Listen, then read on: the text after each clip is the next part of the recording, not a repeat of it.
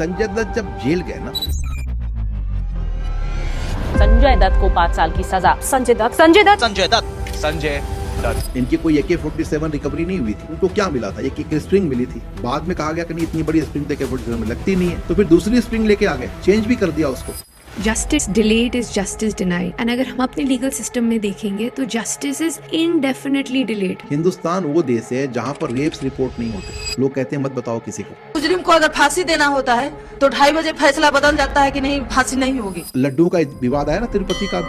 Animal fat being used in Tirupati laddus. अब आप घी अपने घर में बनाए तो क्या रेट पड़ता होगा? कम से कम 2000 रुपए किलो। अब सरकार टेंडर कर रही है और 280 रुपए 285 रुपए किलो घी खरीद रही है। वो घी थोड़ी है, वो जो है वो बहुत खतरनाक है। मैं बोलना नहीं चाहता।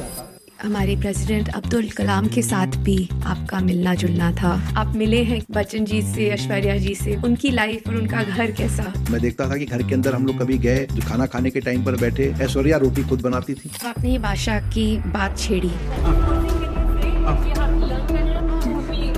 अगर तुम्हें शहर में रह के करना नहीं आती तो मैं तुम्हें सस्पेंड कर सकता हूँ। कोई आपकी फोटोज ले, उनके डीप फेक बना के कोई वाहियात फोटो या वीडियो डाल दे तो क्या कर सकता है कोई आदमी? जो जेल गया हो और जेल से वापस निकला हो तो उसमें किस टाइप के चेंजेस होते हैं? जो हमारी इंडिया के रूल्स हैं, मतलब from a bird's eye view, क्या ये हमारे हित में मोस्टली क्रिएट किए गए हैं, या आपको क्या लगता है कि ऐसे रूल्स भी हैं जहाँ पे they are not in favour of the people? देखिए, सबसे बड़ी बात है राइट टू एजुकेशन ले जी। लीजिए। मैं तो उस बाकी कॉन्स्टिट्यूशन पे और IPC पे और CRPC पे नहीं जाता हूँ। जब ये बनी थी ओरिजिनली तो इसलिए बनी थी कि हमारे अंग्रेज़ों का राज ठीक चले।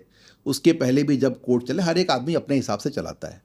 लेकिन जब आप पब्लिक इंटरेस्ट की बात करते हैं कि right to education, right to information, जब आप ऐसी बात करते हैं तो आप राइट टू एजुकेशन में आप गवर्नमेंट के स्कूल बंद हो जाएं, आप पढ़ाई नहीं पाओ, हम लोगों को टीचर्स की क्वालिटी ठीक नहीं हो।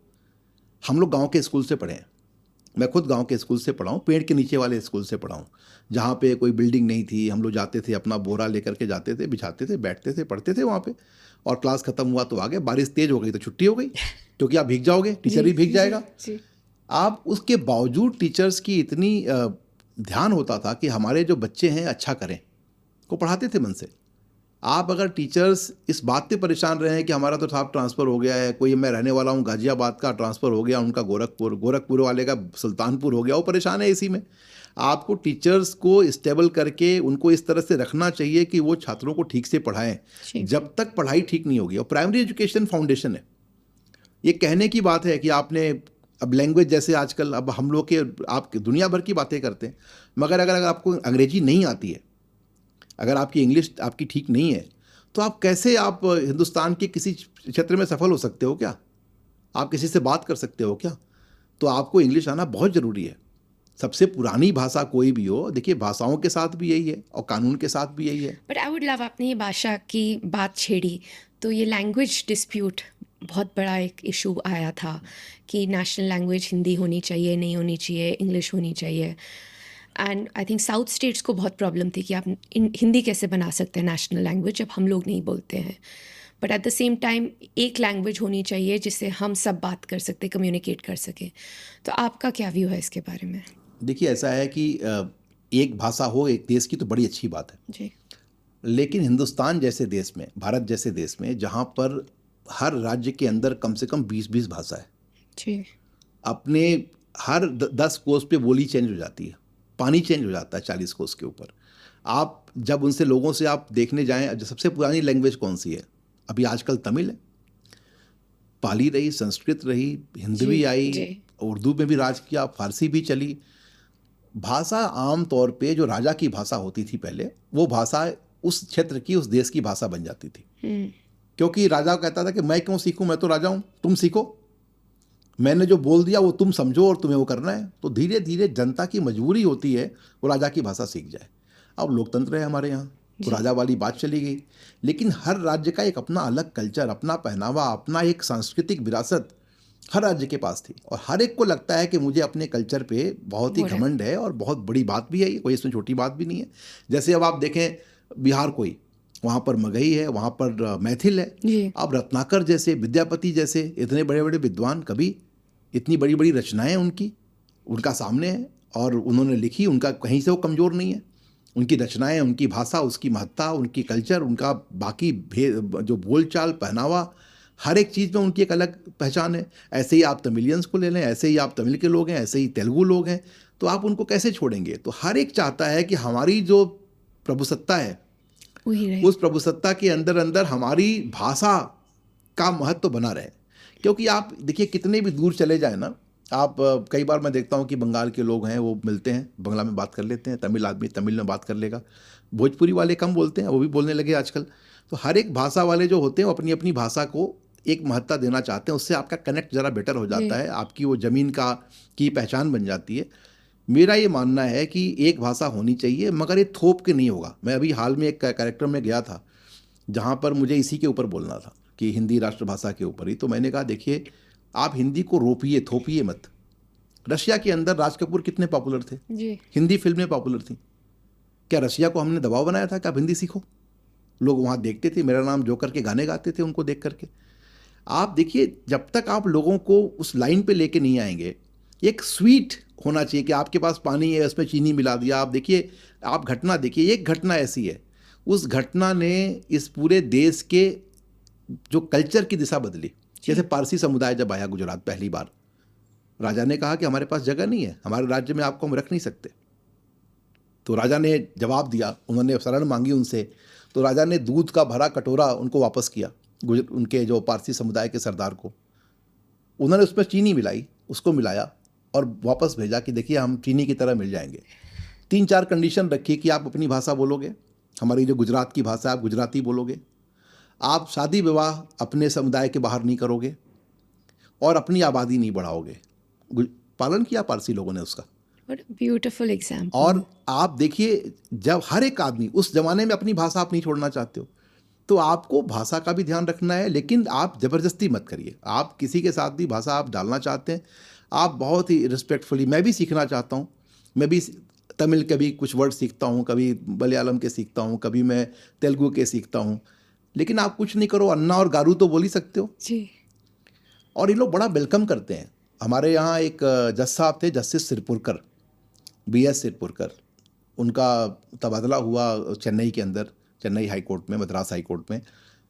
वो वहाँ की भाषा सीख गए और उनको कई भाषा आती थी। उन्होंने जो तरीका बताया कि भाषा 2 तरह की होती है, एक होती जो वहाँ का एलिट बोलता है, जो सभ्य, जो पावरफुल लोग हैं वो बोलते हैं, एक जो आप जो नीचे के कर्मचारियों से बात करने की जो भाषा का इस्तेमाल करते हैं। दोनों तरह की भाषा सीखनी है। आप बहुत ही शुद्ध हिंदी बोलो तो भी बहुत से लोगों को अच्छा नहीं लगेगा, और बहुत ही शुद्ध आप अंग्रेजी बोलो तो भी समझ में नहीं आएगा। तो एक तरीका है भाषा सीखने का, लेकिन उसको बहुत ही सही तरीके से रोजगार के साथ भी जोड़ना है तो ऐसे जोड़िए कि लगे नहीं कि मजबूरी है, बहुत ही सलीके से जोड़िए। आज हम फारसी के टीचर से अपॉइंट करते हैं हिंदू यूनिवर्सिटी में, उर्दू के टीचर अपॉइंट करते हैं काशी हिंदू विश्वविद्यालय में। वहाँ पर जब आप फारसी और उर्दू के अध्यापकों को रखते हैं तो जो भाषा को जानता है वही तो आएगा। अब संस्कृत का एक अध्यापक काशी हिंदू विश्वविद्यालय में एक मुस्लिम अपॉइंट हो गया, संस्कृत का अध्यापक, करीब 3-4 साल पहले की बात है। बड़ा उसको लेके हंगामा हुआ। भाई भाषा को आप ऐसे हंगामा थोड़ी कर सकते हो। एक मुस्लिम भी अगर संस्कृत सीख के आ गया तो पढ़ाएगा, इतना बड़ा हंगामा क्या करना है? आपको भाषा को बढ़ाना है, पहले तो एक चीज़ तय कर लीजिए कि अब भाईचारा के अलावा कोई तरीका नहीं है हमारे पास। हम लोग को एक दूसरे को भाईचारे के साथ रहना पड़ेगा। अगर आप नहीं रहेंगे, जो इसका विरोध करेगा वो मिटेगा, वो कमज़ोर होगा, वो देश तरक्की नहीं करेगा। आप देखिए पाकिस्तान बना केवल धर्म के आधार पे, तो क्या हो गया है पाकिस्तान में? क्या ऐसा उनको हासिल हो गया? आप कहीं का भी उदाहरण ले लें, अफ़गानिस्तान वॉरियर्स की जगह है। मेरे ख्याल से मुग़लों के टाइम में और केवल राजपूतों ने कब्जा किया। अगर आप जसवंत सिंह जी को निकाल दें तो किसी ने कब्जा नहीं किया उस अफ़गानिस्तान के ऊपर, राज नहीं किया वहाँ पे। लेकिन उसके बावजूद, लड़ते लड़ते, बहादुरी के बावजूद उनको हासिल क्या हुआ? वो कहाँ खड़े हैं आज? कई बार लोग कहते हैं हिस्ट्री पढ़ने का फ़ायदा क्या है, it is something which happened in the past. लेकिन आप एक्चुअली अगर आप हिस्ट्री पढ़ो ठीक से और आप उनके मेजर इवेंट्स और इंसिडेंट्स देख लें, तो वैसा इंसिडेंट तो रोज़ हो रहा है ना।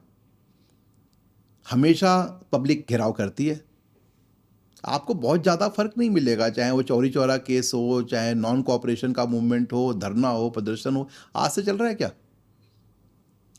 बहुत दिनों से चल रहा है। जी।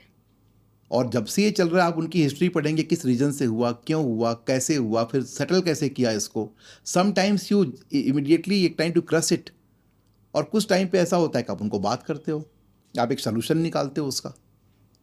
जैसे लैंड का है ना, अब आप देखिए लैंड एक्विजिशन की जो पॉलिसी थी राजाओं के टाइम में, पहले तो कोई लैंड एक्विजिशन की पॉलिसी नहीं थी, शेर शाह सूरी ने शुरू किया था। जब उसे रोड बनानी थी, जीटी रोड बनानी थी, जो कि चिटगांव से लेके और पेशावर तक, कलकत्ता टू पेशावर बोलते हैं हम लोग वैसे तो, जब बनानी थी तो उसने सबसे पहले ये तय किया कि नहीं यार, जो जिनकी ज़मीनें जा रही हैं ना उनको कंपनसेशन मिलना चाहिए उस टाइम पे। तो कैसे मिलना चाहिए भाई, क्योंकि खुद जागीरदार था वो, उसके फादर सासाराम के रियासत के छोटे से जागीरदार थे, तो उनको मालूम था कि अगर कोई चीज़ हाथ से निकल जाए तकलीफ कितनी होती है। जी। तो आपको रोड बनानी है, सराय बनाना है, पेड़ लगाने हैं, तो जब आपको ये सब करना है फिर आपको कुछ पैसे भी, पब्लिक को कंपनसेशन मिलना चाहिए। क्या होना चाहिए, कितने पैसे मिलने चाहिए, तो फिर वहाँ तय होता है कि पैसे आपको जो ज़मीन की कीमत है वो मिलनी चाहिए। खैर अब तो फेयर कंपनसेशन रूल्स आ गए, जो market rate, so called market rate है, उसके 2 गुना 3 गुना तक मिल जाता है। लेकिन पहले ये नहीं था। लेकिन तब भी ये सोचना, जैसे पूरा राज्य हमारा है ये सोचना, और राज्य की प्रजा भी हमारी है ये सोचना, फिर उनकी फसल को देखना। अगर फौज निकल गई, आप देखिए कई बार ऐसा हुआ है, जैसे अब हिस्ट्री में हम बात करें तो जो मराठों की लड़ाई हुई थी अब्दाली के साथ, उसमें जनता खिलाफ हो गई थी मराठों के, क्यों? कई जगह पे। जी। अब्दाली से भी खिलाफ होगी, मैं नहीं कहता, जो भी राजा आता है वो फौज लेके आता है, उतना राशन लेके तो नहीं आएगा, खाने पीने की उतनी चीज़ लेके नहीं आएगा, तो क्या करेगा, जहाँ पर उसका कैंप लगेगा वो वहाँ की जनता से खाना ले लेगा। वो तो खुद के खाने के लिए है ना, उसकी फसल खराब होगी, वहाँ पे फौज जा रही है, घोड़े जा रहे हैं, हाथी जा रहा है, तो उसकी फसल खराब होगी। तो लोग आपसे कोई अप्रिशिएट नहीं करते थे। लेकिन बात यह है कि इसके अलावा कोई चारा भी नहीं था, आपको इसके अलावा कोई चारा नहीं था। तो लड़ाई वाली जो स्टेट होती है, जो कोई भी, जहाँ भी फौज इकट्ठा होगी, जहाँ पे फौज रहेगी, कोई एक कैंटोनमेंट एरिया तो था नहीं कि आप चल के आए, आपने टेंट लगा दिया अपना, जहाँ पे टेंट लगाया अपना खाना जो लेके आए हैं थोड़ा बहुत आप खाए, बाकी लोगों से आप मांग रहे हो। आपके 50 सिपाही जाते हैं एक गाँव में, उनको बोलते हैं जो खाना है वो हमको, तो बोलते हैं हमारे बच्चों के लिए, हमारे लिए, हम आपको क्यों दें, क्योंकि उसने टैक्स दे रखा है किसी को, उसको उधर भी देना पड़ रहा है और उसको आर्मी को भी तो खाना देना खत्म हो जाएगा। जी। आप देखिए ना, जो रणजीत सिंह थे, महाराणा रणजीत सिंह सुकर चकिया मिसल के थे, जो पंजाब के द ग्रेट रणजीत सिंह हुए, he never use to address himself as Maharaja. कभी वो चाहते नहीं थे, लोग भी इफ समबडी इज एड्रेसिंग बोलते थे कि यार हमें महाराजा नहीं बोल, रंजीत ही बोला करो। अब वो जो राजा बने, उनके राजा बनने की कहानी है। जब हमला होता था बाहर से, तो आम तौर पे जो राजा होते थे वहाँ से जगह छोड़ के हट जाते थे, कश्मीर की साइड में चले जाते थे। उन्होंने कहा कि नहीं, हम टैक्स लेते हैं, हम जिस जनता से टैक्स लेते हैं उनकी रक्षा करना हमारा काम है, हम छोड़ के नहीं जा सकते, हमें रक्षा करनी पड़ेगी उनकी। यहाँ से उनकी जो किंगडम है, जो साम्राज्य है, जो उनकी इज्जत है, प्रतिष्ठा है, वो बढ़नी शुरू होती है। जब आप अपनी जिम्मेदारी को अपने ऊपर ले लोगे और आप ये दिखाओगे कि हम प्रजा के हित में काम कर रहे हैं, प्रजा आपके साथ खड़ी हो जाएगी, प्रजा आपसे दूर नहीं जाएगी। चाहे साधु संत हों, चाहे कोई बिजनेसमैन हो, कोई महात्मा हो। रतन टाटा की इज्जत है जी, आज दुनिया में है, फिलैंथ्रोपी की, उन्होंने कॉलेज बनाए, स्कूल बनाए। देखिए कम से कम Tata institute of social science नाम है, टाटा के बाकी सारे इंस्टीट्यूट्स की भी यही इज्जत है।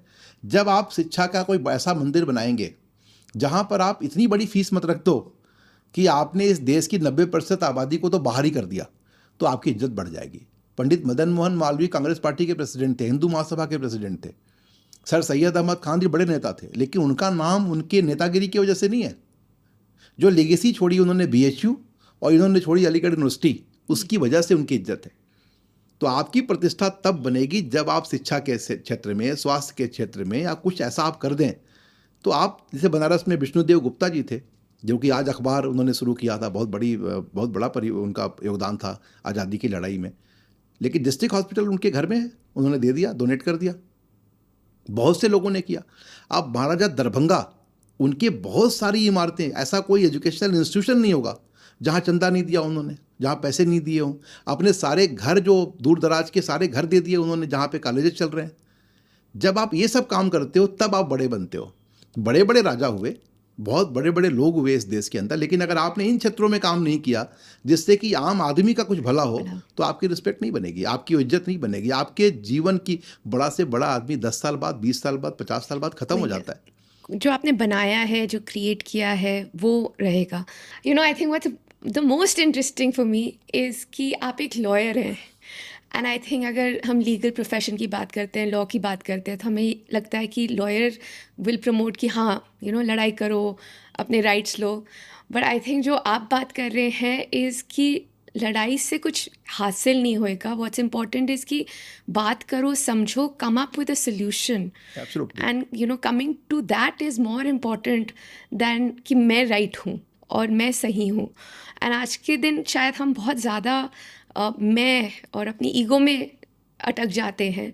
एंड अभी आप बोल रहे थे बहुत इंटरेस्टिंगली कि power is not in anger, मतलब गुस्से में पावर नहीं है, रिस्पॉन्ड करने में या उस पे कंट्रोल करने में पावर है। And you were giving the example of Gandhi ji, Yes, जो मुझे बिल्कुल। बहुत ज़्यादा पावरफुल लगा। मैं हमेशा कहता हूँ, मैं कई बार हमारे जो बच्चों से जब बात करते हैं हम लोग, जो इंटर्न्स भी आते हैं हम लोग के यहाँ, जो लॉ के स्टूडेंट्स हैं या फिर कोई भी यूथ मिलता है, मैं हमेशा कहता हूँ कि गांधी को हम एक अलग तरह से पढ़ते रहे हैं अभी तक, लेकिन गांधी की पूरी पर्सनालिटी को आप देखें।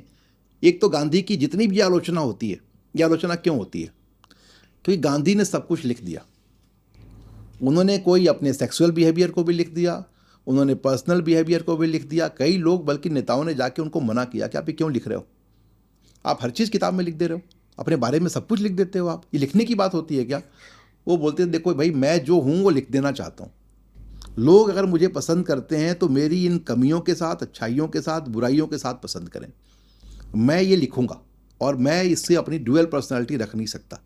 अब जैसे पहली बार गांधी बनने की जो शुरुआत हुई, जब वो लॉ करके आए, तो डिस्ट्रिक्ट मजिस्ट्रेट अंग्रेज़ था जो क्लासमेट था उनका, उनसे बड़ी दोस्ती थी उनकी वहाँ पे। उसको मिलने पहुँच गए कि छोटा सा काम है, जायज़ काम है, मैं करा लूँगा इसको। जब वो पहुँचे कलेक्टर के दफ्तर में, उसने कहा बिना अपॉइंटमेंट के तुम सीधे आ गए? बोले यार, आप तो मेरे दोस्त हो। बोले तुम्हारी हिम्मत कैसे पड़ी दोस्त कहने की मुझे? उस ज़माने में पनिशमेंट मिलता था। पनिशमेंट ये था कि जब कोई कलेक्टर को चीज़ पसंद नहीं आए तो ऐसे रास्ते पे जहाँ सभी लोग आते जाते हैं वहाँ पे खड़ा कर देते थे धूप में, जी, और आपको सारे आने जाने वाले लोग देखेंगे, आपके ऊपर हंसेंगे, उनको मालूम है कि ये इसको पनिशमेंट मिला हुआ है। गांधी को बड़ा ख़राब लगा कि यार मैं मतलब लंदन से पढ़ के आया हूँ, मेरे क्लासमेट ने मेरे साथ ये कर दिया। बहुत जगह वकीलों के पास गया कि हम लोग ये केस करते हैं इसके खिलाफ, इसने मुझे तंग किया, मुझे परेशान किया, सबने मना किया, बेकार की बात करते हो, इसी के सामने तो पेश होना है, फिर हम लोग नहीं खड़े होंगे। गांधी ने फिर वकालत ऑलमोस्ट छोड़ी दी, और जब वो अफ्रीका गए तो उनको एक अपॉर्चुनिटी दिखी कि ठीक है यार, कम से कम यहाँ से जान बची, अब वहाँ कुछ करके दिखाएंगे। वहाँ गए तो वहाँ भी यही शुरू हुआ। गांधी मजबूरी में बन गए, लेकिन सहनशीलता की वजह से बने। गांधी में अगर सहनशीलता नहीं होती, जैसे गांधी ने चंपारण सत्याग्रह किया, हिंदुस्तान के अंदर जो पहला सत्याग्रह है, एक होता था खड़ा किया आपको पहली बार, वहाँ पर फेंका, वहाँ सत्याग्रह किया, मगर हिंदुस्तान के अंदर चंपारण के डिस्ट्रिक्ट मजिस्ट्रेट ने कह दिया कि आप हमारे ज़िले में प्रवेश नहीं कर सकते। वो ऑर्डर दे सकते थे ऐसा। उन्होंने तरीका निकाला कि ठीक है, कानून का ज्ञान था उनको, उन्होंने कहा ठीक है, इस बॉर्डर के बाहर हम धरने पे बैठ जाते हैं। उसका ऑर्डर भी वायलेट नहीं हुआ और हमारा धरना भी हो गया। इतनी बड़ी भीड़ हो गई, लाखों लोग वहाँ बैठ गए कि अंग्रेज को, ऑफिसर को कहना पड़ा कि आप आइए बात कर लीजिए। मूवमेंट का तरीका बदल गया, और गांधी ने जो रास्ता दिखाया, देखिए आप, और तैयारी करते थे। गांधी कोई ऐसे वैसे मूवमेंट करने वाले नहीं थे। छोटे मोटे आंदोलन करने से पहले हिंदुस्तान को पहले देखे, समझे। उनके जो बड़े मूवमेंट है गांधी के, वो तीन ही तो हैं। 1919 नॉन कोऑपरेशन, असहयोग आंदोलन जी, 1928 सिविल डिसोबीडियंस, सविनय अवज्ञा जिसको बोलते हैं, जिसमें नमक का कानून तोड़ा उन्होंने, और फिर आप जाएं 1942 क्विट इंडिया। कुल 3 मूवमेंट हैं बड़े। बीच में छोटे मोटे कुछ कुछ रहे, जेल में भी रहना पड़ा, बाकी सब चीज़ें भी हुई। और उन्होंने बड़ी समझदारी की कि जब भी कोई हिंसा हुई, जैसे जलियांवाला बाग का इशू हुआ, उस पर सारे लोग खड़े हुए, लेकिन जैसे ही चौरी चौरा हुआ, उन्होंने आंदोलन को विड्रॉ कर लिया, तुरंत वापस ले लिया आंदोलन को, क्योंकि उनको मालूम था कि अगर आप एसोसिएट करोगे। बिल्कुल वैसी ही बात हुई गांधी की हत्या के बाद आरएसएस के साथ। आरएसएस ने विड्रॉ कर लिया, बोला हमने नहीं किया है, इस आदमी का मेरे से कोई संबंध नहीं है, जो नाथूराम गोडसे का। आप ये कह नहीं सकते, आपके साथ मजबूरी ये है कि हिंसा को अगर आप सपोर्ट करेंगे तो जो पॉपुलर व्यू है, हर टाइम पॉपुलर व्यू चेंज होता रहता है। आज आपको जो अच्छी लगती है चीज़, वो कल बुरी लग सकती है। आज हम जिस बात को अच्छा मानते हैं 5 साल बाद शायद हम ये कहें कि बात शायद ठीक नहीं है, या आज के 5 साल पहले हम जो सोचते थे वो शायद हाँ। आज ठीक नहीं लगती है हमको। तो ये चीज़ हर जगह लागू होती है, ये हिस्ट्री में भी लागू होती है, सोसाइटी में भी लागू होती है। आज जिस तरह की गवर्नमेंट आपको चाहिए, आपको ये अच्छी लगती है, कल कोई और अच्छी लगेगी, परसों कोई और अच्छा लगेगा। हिस्ट्री में 100-200 साल के बाद जब इवोल्यूशन पे बैठेंगे आप, तो आप कुछ और बात कर रहे होंगे। उसका मतलब नहीं है बहुत ज़्यादा। जैसे बंगाल का बंटवारा हुआ 1905 का, अब पहले तो बंगाल, बिहार, जी। उड़ीसा एक था। बंगाल इतना बड़ा स्टेट था कि वहाँ पे आंदोलन हो जाता था, उसके लिए उनको था कि हैंडल करना बड़ा मुश्किल है, बांट देते हैं इसको। अब आप बांट दो, कुछ भी कर दो, जनता तो वही है ना। सेंटर तो, बिजनेस का सेंटर तो कलकत्ता ही रहा। बॉम्बे सेंटर बाद में बना, कलकत्ता पहले था। पहले था। आपने जब सेंटर कुछ भी बना लो, जनता वही थी, लड़ना झगड़ना उनका या बात करने का तरीका, स्वाभिमान। अब आप देखिए बिहार का आदमी ज़्यादा पिछड़ा क्यों रह गया, बहुत कई मामलों में। आपको सड़कें नहीं मिलेंगी, स्कूल नहीं मिलेंगे, बहुत अच्छे पहले थे भी अच्छे बीच के टाइम में, क्योंकि हर एक आदमी को लगता था कि ये जो जनता यहाँ की बागी है, इसको कोई बात अगर मन के खिलाफ बोलेंगे आपसे लड़ने को तैयार हो जाएंगे। ये कारण ऐसा जैसे कि आपके स्वाभिमान की वजह से आपको सफ़र करना पड़ा। आपको तरीका क्या होना चाहिए कि आप जब समाज में हैं तो दोनों बातें होनी चाहिए। जहाँ पर खड़े वहाँ पे हो, जहाँ खड़े होने का आपको कोई मतलब होता है। अब जैसे आप क्लास में जाएं, किसी ने कहा कि पहली सीट खाली नहीं है, मैं रोज़ यहीं बैठता था, आपको पीछे बिठा दिया, आप उसके लिए सर फोड़ दो किसी का, तो अगले दिन से स्कूल जा पाओगे क्या? तो अच्छा तो ये है कि आप पीछे बैठ जाओ, अगले दिन जल्दी आना, बैठ जाना आगे बढ़ जाना। कोई इसमें दिक्कत नहीं है। हमारे यहाँ कानूनों का भी यही कहानी है कि हर कानून जब आप बनाते हो, कोई भी राजा जब बैठता है कुर्सी के ऊपर, पहले 1 साल तक वो जनता से जुड़ा हुआ होता है। 2 साल 3 साल के बाद धीरे धीरे क्या होता है कि जनता से वो कट जाता है, और फिर एक खास तबके के लोग आते हैं जो उससे रोज़ डील करते हैं, रोज़ बात करते हैं, और उसमें कई चमचे भी आते हैं जो वही बात सही बोलेंगे जो उसको अच्छी लगती हो। तो आप जनता से इतना कट जाते हो कि फिर धीरे धीरे आपके फैसले जो आपके हिसाब से सही हैं, और शायद सही भी हों, मगर जनता में कम्युनिकेट नहीं हुआ, उनको ठीक से आपने बताया नहीं, आपने बात नहीं की, तो वो फैसला आपका गलत हो गया। मैं कहता हूँ कोई भी कानून हो, उस कानून को मान्यता नहीं मिल सकती। दहेज के खिलाफ कानून है, आज का कानून तो नहीं है। विडो मैरिज एक्ट है, आज का तो नहीं है, अंग्रेज़ों का बनाया हुआ है। अब आप देखिए कि दहेज के खिलाफ इतना कड़ा कानून है, क्या दहेज खत्म हो गया? दहेज खत्म हो पाया? हो पाएगा ये तब तक खत्म नहीं होगा जब तक समाज की मान्यता नहीं मिले, जब तक आप समाज को एजुकेट नहीं करें, समाज को इसके लिए तैयार नहीं करें, और समाज इसकी स्वीकृति नहीं दे दे, तब तक वो सोसाइटी के ट्रेनिंग के बिना कानून का कोई मतलब नहीं। आप कोई भी कानून बनाइए, उसका पालन नहीं होगा, जनता उसको खुलेआम उसका उल्लंघन करेगी। हर घर में जो कानून बनाने वाले हैं उनका भी काम दहेज से ही चल रहा है, वो भी दहेज ले रहे हैं। जब तक कि इसके लिए, और कड़ाई से नहीं होगा, ये अवेयरनेस से होगा, समझाने से होगा। लड़के लड़कियां सब बराबर हैं, ये कहना एक बात है, और उनको बराबर समझना ये दूसरी बात है। दोनों को मौका देना। अब आप लड़कियों को मौका देने लगो, लड़कों को ही नहीं दो, वो भी ठीक नहीं है, उसमें और फ्रिक्शन आ उसमें जाता और है, गलत हो जाता है। मेंस राइट्स आ जाते हैं कि हमारे को नहीं दिया। बिल्कुल। But I think what you said very nicely Pradeep ji is कि हम रिएक्ट करते हैं सिचुएशंस के में, अपने गुस्से में फंस जाते हैं। ज़्यादा ज़रूरी है रिस्पॉन्ड करना, सोच के समझ के, राइट टाइम पे और राइट प्लानिंग करके जी अक्रॉस। प्रदीप जी, आपने काफ़ी केसेस किए हैं सेलिब्रिटीज़ के साथ। एक संजय दत्त जी से मेरा मिलना हुआ था, एक वो टॉक दे रहे थे और उन्होंने बहुत एक अच्छी चीज़ बोली कि दिव्या आप कुछ भी कर लें, लेकिन I don't know the rule of the land is not the right answer. काफ़ी टाइम हम गलती कर देते हैं, लेकिन हमें बोलते हैं कि हमें पता ही नहीं था कि हम रूल ब्रेक कर रहे हैं। बिज़नेस में होता है कि बिज़नेस चालू कर दिया, आपको कोई डॉक्यूमेंट नहीं था, प्रोडक्ट नहीं था, क्या वो है। And I think you worked very closely with him. What was your perspective on the case, on what happened, and especially on this fact of कि you need to know the rule of the land? देखिए ऐसा है कि ignorance of law is not a defence. ये बात तो है, सच्चाई है। तो कानून है तो ये मान के चलते हैं कि आपको पता ही होगा। वैसे मुसीबत भी यही है, ये मानना भी नहीं चाहिए। जहाँ तक संजय दत्त जी का सवाल है, मुझे लगता है कि अब दुनिया जो भी बोले, मैंने जितना ऑब्जर्व किया, he had been victimized because of his father. और कोई होता शायद तो कुछ भी नहीं होता। इनकी कोई AK-47 रिकवरी नहीं हुई थी। अगर आप पूरे डॉक्यूमेंट्स देखें तो उनको क्या मिला था, एक स्प्रिंग मिली थी, उस स्प्रिंग के बेसिस पे कहा गया कि AK-47 की स्प्रिंग है। बाद में कहा गया कि नहीं, इतनी बड़ी स्प्रिंग तो AK-47 में लगती नहीं है। तो फिर दूसरी स्प्रिंग लेके आ गए, चेंज भी कर दिया उसको। और अल्टीमेटली जो टाडा है, पोटा है, मकोका है, ये इतने कड़े कानून हैं। जो रॉलर एक्ट था ना अंग्रेजों के टाइम में, जी, जैसे जी। जिसके खिलाफ हमारी नॉन कोऑपरेशन मूवमेंट शुरू हुई थी, ये ऐसा ही एक तरह का कानून है कि अगर आपने पुलिस के सामने कन्फेशन कर लिया तो आपको को बचाने वाला कोई नहीं है। एक ही कंडीशन अब नई है कि जिसमें कि गैजेटेड ऑफिसर जो है उसके सामने आपका स्टेटमेंट रिकॉर्ड होता है। अब कोई वीडियो रिकॉर्डिंग नहीं होती है इसकी, आपने लिख लिया स्टेटमेंट और हो गया कि मेरे सामने इसने ऐसा ऐसा बोला। मैक्सिमम केसेज में कन्फेशन देने वाले को, अपने बयान देने वाले को मालूम ही नहीं है उसने क्या बयान दिया है।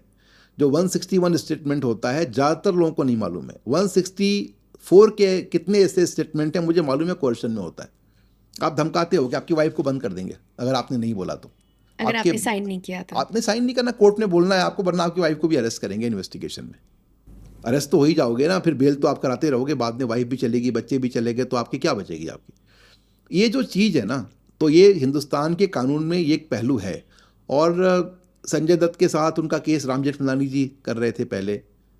मैं अच्छे से उनको जानता था, बहुत उनके घर जाता था, उनके यहाँ बहुत से मैटर्स में हम लोग साथ में उनको इंगेज भी करते थे। राम जेठमलानी जी को बड़े अच्छे आदमी भी थे और उनकी पर्सनालिटी भी कमाल की थी। लेकिन एक बार ऐसा हुआ कि उन्होंने मुझे बोला कि संजय को बोलना मेरे से मिलेगा, और मैंने उनसे कहा कि आप मिलिएगा। उन्होंने बोला है।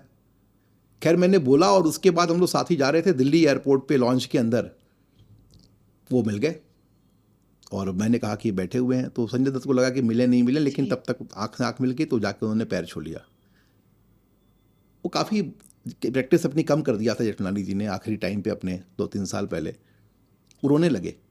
उन्होंने बोले, बेटा I feel guilty because I fixed you. बोला, आप क्यों फिक्स किया अंकल, मैं तो कोर्ट में सजा पाया, ये किया वो किया। I could have saved you.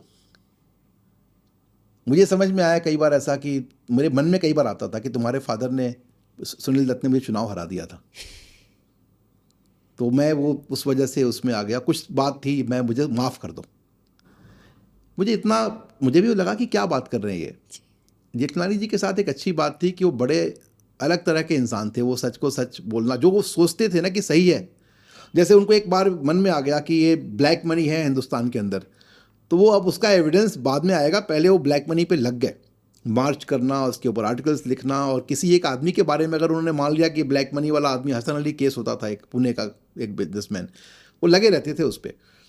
ऐसे ही संजय दत्त के साथ है कि वो पहले वो क्या थे भगवान जाने, मैं तो जानता नहीं था उनको उस टाइम पे, लेकिन जब मैं मिला तो he was completely a man who was friend of friends, और बहुत ही अच्छे तरह से बात करना, बड़े सुलझे हुए। जब जेल भी जाना था तो संजय दत्त ने कहा कि मुझे जाना है जेल। जेल से लेटर लिखे, कई बार हमको पत्र लिखते थे, बड़े ही इमोशनल लेटर्स लिखते थे, अपने जेल के बारे में बताते थे।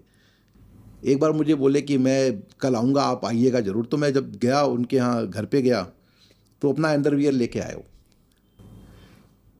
बोले क्या है, बोले मेरा अंडरवियर है।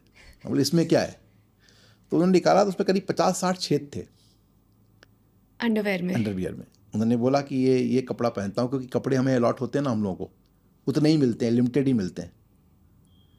और इसके वो आदमी संजय दत्त जो एक टाइम पर एक बार में कपड़े एक ही बार पहनते थे। जो कपड़ा उन्होंने एक बार पहन लिया, नेक्स्ट डे वो फेंक देते थे। और उस आदमी को ये कपड़े मिले जो कि इसमें आपके छेद हैं और आप उसको पहन रहे हो, नहीं तो आप वो भी नहीं रहेगा आपके पास। जो उनको जेल की मजदूरी के पैसे मिले थे, उस पैसे को उन्होंने इतना संभाल के रखा था। तो मैं कई चीज़ें उनके बाकी व्यक्तिगत जीवन का मैंने देखा, और बहुत ही उनकी नया जो उनका ये परिवार है वो भी बड़ा अच्छा परिवार है। जो उनकी पत्नी है वो भी बहुत समझदार हैं। एक तरह से परिवार उनका संभल गया। ये जेल में जो टाइम स्पेंड करते हैं, एंड काफ़ी टाइम बोला गया है कि एक उनका नया वर्जन आता है, इट्स अ वर्जन 2.0। सो आपका एक्सपीरियंस में कोई आदमी जो जेल गया हो और जेल से वापस निकला हो, तो उसमें किस टाइप के चेंजेस होते हैं मेंटली, फिजिकली? क्या उनका पर्सपेक्टिव चेंज हो जाता है? जब जेल गए ना, पहली बार जेल गए तब तो मैं नहीं जानता था, लेकिन जब इस बार जब कन्विक्शन हुई और वो जेल गए थे तो कोई चेंज नहीं था। वो बड़े सुलझे हुए आदमी थे जी। उनकी दोस्ती ड्राइवर से भी होती है, अपने खाना बनाने वाले से भी होती है। किसी बात को लेके बिना बात के उनका हंगामा नहीं होगा। कोई बात जो कहना चाहते हैं कह देंगे। उनका मूड लेकिन कभी कभी फिर भी जाता है, जैसे वो नाराज़ हो जाएंगे तो बोल देंगे, बट ज़्यादातर टाइम पे मुझे लगता है कि बहुत ही सुलझे हुए व्यक्ति हैं और उन्होंने इसको बड़े स्पिरिट में लिया। आप सोचिए ना, संजय दत्त चुनाव लड़ना चाहते थे लखनऊ से और ऑलमोस्ट तैयारी हो चुकी थी, सब कुछ, वो चुनाव जीतते एमपी होते, क्योंकि लखनऊ से कोई उनको हरा नहीं सकता था। अटल बिहारी वाजपेयी जी उसमें एम्स में थे, आशीर्वाद लेने गए, मिल के आए, सब कुछ करके आए, लौट के जब आए तो ये हुआ कि अब नॉमिनेशन करना है, सब कुछ हो गया। लेकिन इस बीच में कोर्ट का ऑर्डर आ गया और वो परमिशन लेने के लिए गए तो नहीं कॉन्टेस्ट कर पाए इलेक्शन। अब नहीं कॉन्टेस्ट कर पाना और उसके बाद फिर एक नॉर्मल, बिल्कुल कोई उनको तकलीफ़ नहीं होती थी, उनको एडजस्ट करने में बहुत कम टाइम लगता था। मैंने, अब देखिए कैंसर सर्वाइवर हैं, अब तो उनके लंग्स का कैंसर था और दोनों लंग्स में इन्फेक्शन था, दोनों साइड में। जब वो दिखाने गए डॉक्टर को तो डॉक्टर्स ने कहा सर्जरी करनी पड़ेगी। उन्होंने कहा सर्जरी छोड़ के बाकी रास्ता बताओ, मैं ऐसे ही रहूँगा सर्जरी के बिना। और देखिए भाग्य उनका, वो ठीक हो गए। बहुत ही पॉजिटिव पर्सन है, बहुत ही पॉजिटिव स्पिरिट है उनके अंदर, बात करने का ढंग, कभी भी फ़ोन करेंगे बड़े अच्छे से उनको फ़ोन आता है कि सर कैसे हैं, क्या है, बच्चे कैसे हैं, हर एक आदमी के बारे में हालचाल पूछेंगे। ये केवल मेरी बात नहीं है, जितने भी दोस्त हैं, अगर मैं तो नहीं फ़ोन करता उनको, ज़्यादातर भूल जाता हूँ मैं फ़ोन करना, उनका फ़ोन आता है। बहुत ही अलग तरह की उनकी बातचीत होती है और हमेशा एक जेन्युइन व्यक्ति की तरह वो आपसे बात करेंगे। जब भी यहाँ दिल्ली आएंगे तो मैं आ रहा हूँ दिल्ली, या शूटिंग करने कहीं जा रहे हैं बीच में, बल्कि वो शूटिंग थी पानीपत की, राजस्थान के अंदर हो रही थी, विधु विनोद चोपड़ा, वो क्या नाम था इनका, संजय लीला भंसाली थे उसमें तो उन्होंने मुझे बोला कि आप आइएगा, तो मैं शूटिंग होटल में साथ में रहे, फिर शूटिंग पे गए हम लोग, देख के आया मैं। तो एक बेसिक, चूँकि मुझे भी शौक़ है मीडिया का, थोड़ा बहुत देखने में, समझता भी हूँ टेक्निक को, थोड़ा बहुत मैं उसको करना भी चाहता हूँ, कई बार तो देखा मैंने, वो देख करके हम लोग आए। I mean truly I think he is a man, he is such a great example कि आप एडवर्सिटी को फेस किए लेकिन उससे you become stronger. Yes, he did not become negative. लोग नेगेटिव हो जाते नहीं हैं। हुए हैं, आपने एक्चुअली दिखाया है कि कुछ अगर होता है तो कैसे उसको बिल्कुल, डील बिल्कुल। करें, कैसे उससे राइज करें। You know, and often I feel Pradeep ji, जब सेलिब्रिटीज़ होते हैं उनका हमारा एक बहुत ना मेंटल एक पिक्चर होती है जो हम मूवीज़ में देखते हैं, हमें लगता है वो एक्चुअल रियलिटी में भी वैसे के वैसे हैं। यू नो, आपका एक्सपीरियंस बच्चन फैमिली के साथ है, आप मिले हैं क्या बच्चन जी से, ऐश्वर्या जी से, उनकी लाइफ और उनका घर कैसा चलता देखिए है? ऐसा है, मैं तो कोई ऐसे डायरेक्टली उनको बहुत अच्छे से नहीं जानता था पहले, अमर सिंह जी के चलते उनको जाना। अमर सिंह जी समाजवादी पार्टी में थे, फिर जी। उनके चलते जाना शुरू हो गया। तो जब भी मैं कभी गए, बीच में कुछ कुछ उनका रहता था, लेकिन वो भी बड़े सुलझे हुए व्यक्ति हैं। जी। जैसे उन्हें किसी को पत्र लिखना है तो बहुत सोच समझ के लिखेंगे, 5 बार 6 बार 10 बार सोच के लिखेंगे। मुझे ये बात उनकी बड़ी अच्छी लगी कि वो लेटर लिखने के पहले 4 बार सोचते हैं कि क्या लिखें, क्या शब्द रखें, इवन वो कामा फुल स्टॉप क्या होना चाहिए ये भी सोचते हैं। और घर के अंदर भी वो जो तरीका था उनका, मैं देखता था कि घर के अंदर हम लोग कभी गए, जो खाना खाने के टाइम पर बैठे तो देखता था मैं कि फैमिली, उनकी पूरी फैमिली बैठती थी। ऐश्वर्या रोटी खुद बनाती थी और खुद ला करके सबके प्लेट में रखती थी। रोटी उनकी अच्छी बनती थी, मैं आज आपको बोलता हूँ, सच में ऐश्वर्या जी को रोटी बनानी आती है, बहुत अच्छे से बनाने आती है। और मुझे मैं कई बार मैं चर्चा करता था इस बात की, और अभी भी कोई बात करता है मैं कहता हूँ कि देखो, मैं ये नहीं कहता कि कैसे घर के अंदर किसी को कैसे रहना चाहिए, मगर अगर ऐश्वर्या राय भी रोटी बनाती हैं इतनी अच्छे तरीके से और सबको सर्व कर रही हैं, ख्याल कर रही हैं, तो ये कोई बाकी लोग भी करें तो कोई इसमें बुराई नहीं है। तो मैं तो जितनी देर रहा, और बच्चन साहब का जो व्यवहार था वो एकदम अलग था, हर एक के साथ उनका भी मिलना जुलना जो रहता था वो बहुत अच्छा था। अमर सिंह जी जब जाते थे घर के अंदर तो रिसीव करने आते थे एयरपोर्ट पे, कई बार वो आरती उतार के घर में ले जाते थे, और घर के अंदर का भी उनका अच्छा था। एक अच्छी चीज़ मुझे लगी उनकी कि हर समस्या का समाधान वो देखते थे कि मेरे पिताजी ने अपनी किताब में क्या लिखा है। वो कहते थे कि शायद ऐसी प्रॉब्लम उनको हुई होगी और वो मुझे भी हो रही है, तो उनका जो समाधान था वही समाधान मेरा है, उसको ज़रूर पढ़ते थे और उसी से सलूशन निकालते थे। कई ऐसे केसेज उनके रहे जिसमें कि हमको मौका मिला काम करने के लिए, जिसमें हम लोगों ने काम किया, मेहनत अच्छे तरीके से, बहुत ही बात भी ठीक होती थी। अब वो जैसे कई बार ऐसा हुआ कि एक बार उनका फ़ोन आया कश्मीर से, तो 2-3 बातों के लिए कि क्या बात कर सकते हैं, टाइम है जी। तो मुझे ये लगा कि शायद ही चाहते हैं कि प्राइवेसी में बात करना चाहते हो या कुछ और।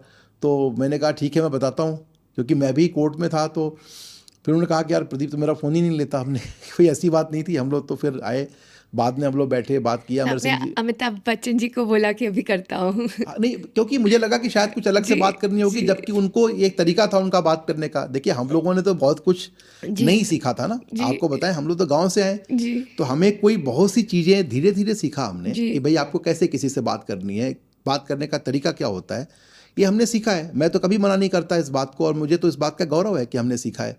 हमने अपनी भाषा भी सीखी है, हमने एक एक चीज़ सीख के हम आपसे बात कर रहे हैं। जब भी हम लोग उनके पास जितनी देर बैठे, उनका एक मुसीबत थी कि हमेशा कोई ना कोई कैमरा लगाता था घर के ऊपर, पड़ोस के घरों के ऊपर लगा लेते थे पत्रकार लोग, क्योंकि गाड़ी फॉलो करते थे।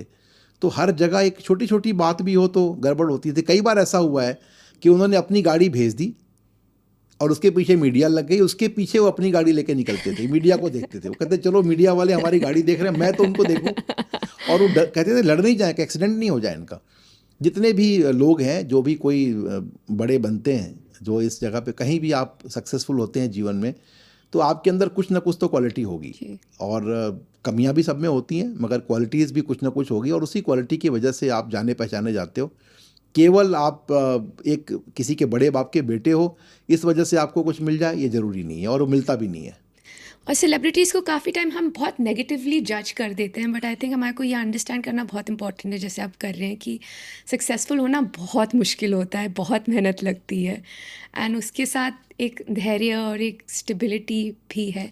बट आपने एक बहुत इंटरेस्टिंग बात की Pradeep ji, you spoke about घर के बाहर कैमरा लगा लेते हैं, and I would like to take this into privacy, या जो हमारी राइट टू प्राइवेसी है। अगर आज के दिन हम देखें, सबके पास फ़ोन है और सब लोग कहीं कॉन्वर्सेशन रिकॉर्ड कर लेते हैं, तुमने ये बोला था, किसी और को सुना देंगे, फ़ोटो ले लेते हैं, सीसीटीवी फुटेज ले लेते हैं, आप रोड पे जा रहे हैं, आपकी वीडियो ले लेंगे। व्हाट डज द लॉ से इन टर्म्स ऑफ कि ये मतलब इज़ इट अलाउड, क्या कोई आपकी एक्चुअली कॉन्वर्सेशन रिकॉर्ड करके आगे फॉरवर्ड कर सकता है, आपके अगेंस्ट यूज़ कर सकता है आपकी बिल्कुल नहीं, फोटोज़? बिल्कुल। What is the law against this and why is it become so prevalent? मतलब कोई भी आपका कॉल होएगा, कॉन्वर्सेशन रिकॉर्ड हो गया। देखिए, ये जो लोग करते हैं ना, ये बहुत ही गलत करते हैं, इनके खिलाफ कार्रवाई हो सकती है, और कार्रवाई करनी भी चाहिए। अब आप सीसीटीवी फुटेज निकाल लोगे किसी का, आप उसको पब्लिक कर दोगे। आप किसी व्यक्ति की व्यक्तिगत कन्वर्सेशन जो आपसे हुई है, प्रिविलेज कन्वर्सेशन है, वो आप पब्लिक कर दो। आप ये नहीं कर सकते। और जो फ़ोन रिकॉर्डिंग्स हैं, कि अब हमारी आपकी बात हो रही है, कोई तीसरा आदमी, इनविजिबल हैंड इज़ रिकॉर्डिंग, वो तो और भी खतरनाक है। जैसे कई बार आमतौर पे अपोजिशन को कंट्रोल करने के लिए सरकारें शुरू से करती रही हैं, टेलीफोन रिकॉर्डिंग्स होती रही हैं, चाहे कोई भी सरकार रही हो, उनका एक तरीका होता है चिट्ठियां पढ़ने का।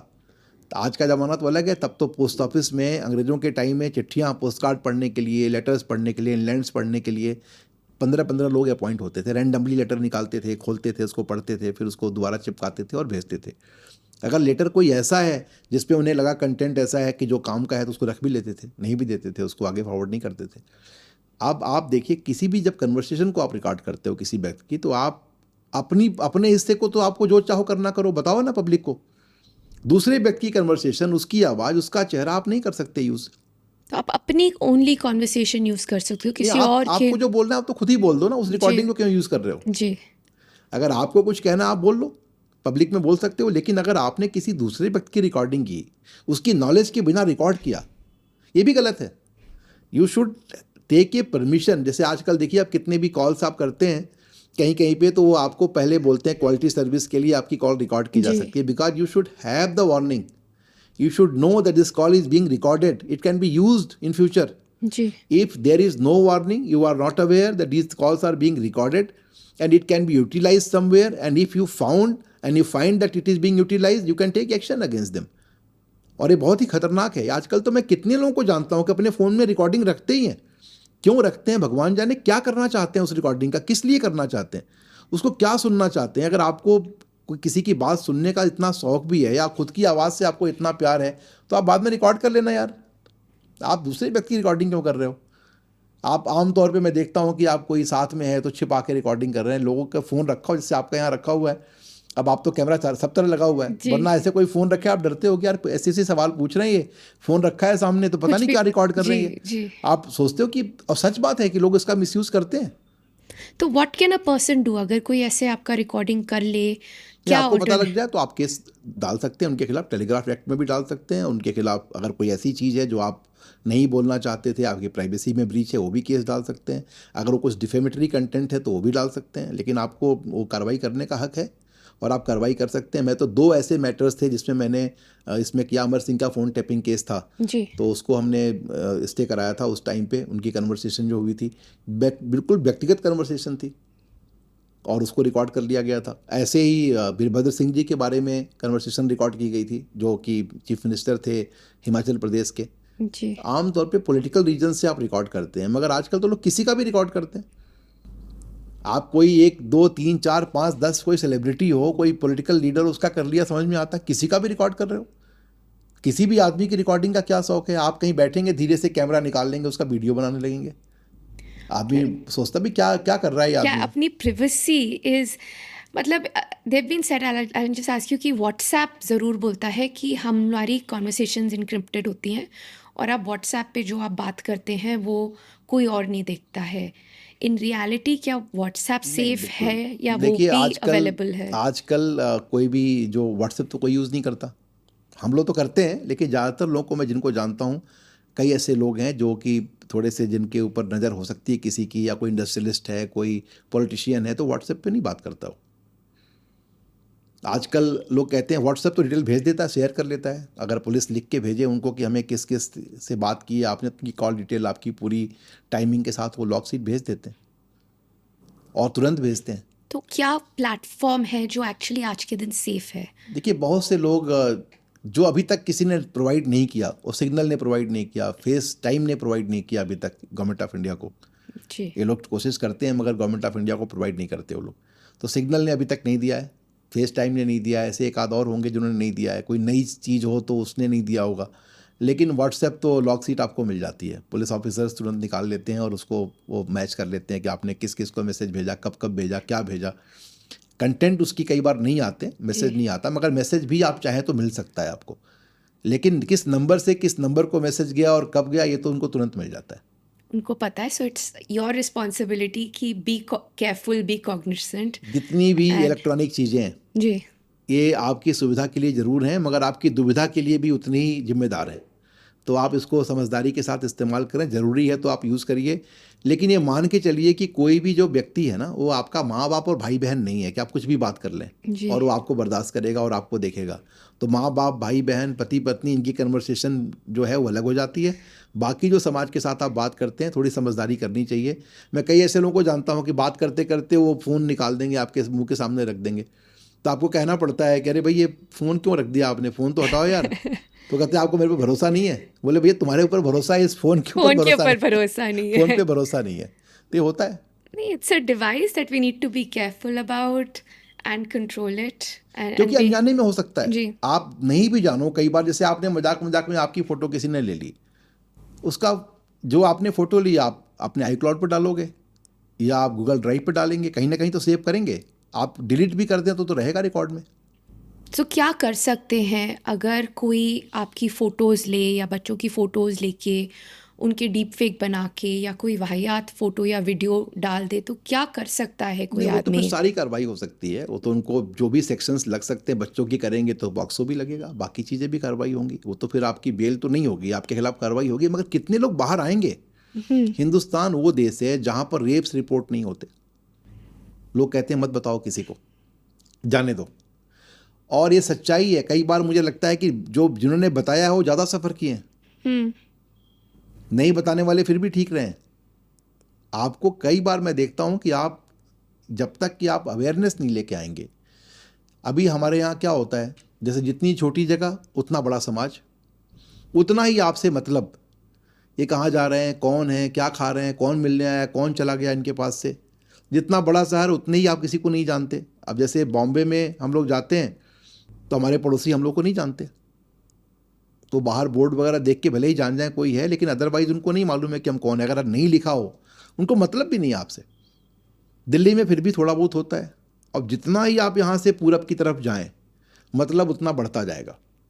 और जब आप पहुँचेंगे पटना के आसपास तो फिर आपकी 7 पुस्तकों के बारे में बताएंगे वो। और सब पता होएगा और कि सब पता कब होएगा। किसने शादी की है, क्या खाना सब खाते हैं, कुछ सब सब पता कुछ। होता और है। कई बार आपके पास बात करने को ज़्यादा कुछ अगर नहीं हो तो वही सब्जेक्ट है बात करने के लिए, जी वो भी एक सब्जेक्ट है, उस पर भी बात करते हैं आप। लेकिन अपने बारे में बात करना, दूसरे जब बात करें तो अच्छा नहीं लगता आपको।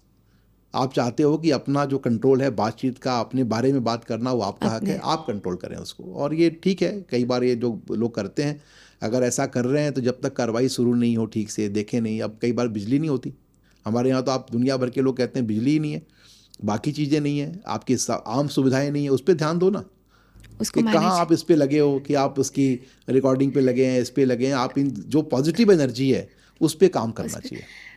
प्रदीप जी, आपने एक बहुत अच्छी बात बोली कि लोग रेप बताते नहीं हैं, और जिसने बता देते हैं वो शायद ज़्यादा उनको ज़्यादा पेन होता है। एंड ऑफन इट्स सेड कि जस्टिस डिनाइड, और sorry, justice delayed is justice denied. And अगर हम अपने लीगल सिस्टम में देखेंगे तो जस्टिस इज़ इनडेफिनेटली डिलेड, मतलब सालों तक केसेस चलते हैं, 5 साल, 10 साल, 15 साल। People avoid the judicial system. In fact, हमारी my father-in-law has a logistics company, और वहाँ पे he doesn't have a legal department. उनका बिलीफ है कि कोई भी केस है, कोई भी डिसएग्रीमेंट है, तो जाओ, बात करो, नेगोशिएट करो, and let's solve it. But what is the solution to manage this legal system, कि ये क्यों इतना डिलेज है, क्या हम कर सकते हैं to improve it? क्योंकि जजेज हमारे पास कम है, पहली बात तो ये है। एआई तब थी नहीं, जी, तो हम उसकी हेल्प नहीं ले सके। कई बार जो क्रिमिनल केसेज हैं वहाँ बेनिफिट ऑफ डाउट आप जो है वो एक्यूज़ के फेवर में जाता है। जो बैलेंस ऑफ प्रोबेबिलिटी है सिविल मैटर्स में, उसके ऊपर आप जजमेंट्स देते हैं। तो बहुत से ऐसे मैटर्स होते हैं जो एनालाइज करना बड़ा मुश्किल हो जाता है, और हमारे पास जजेज कम है, केसेज ज़्यादा हैं।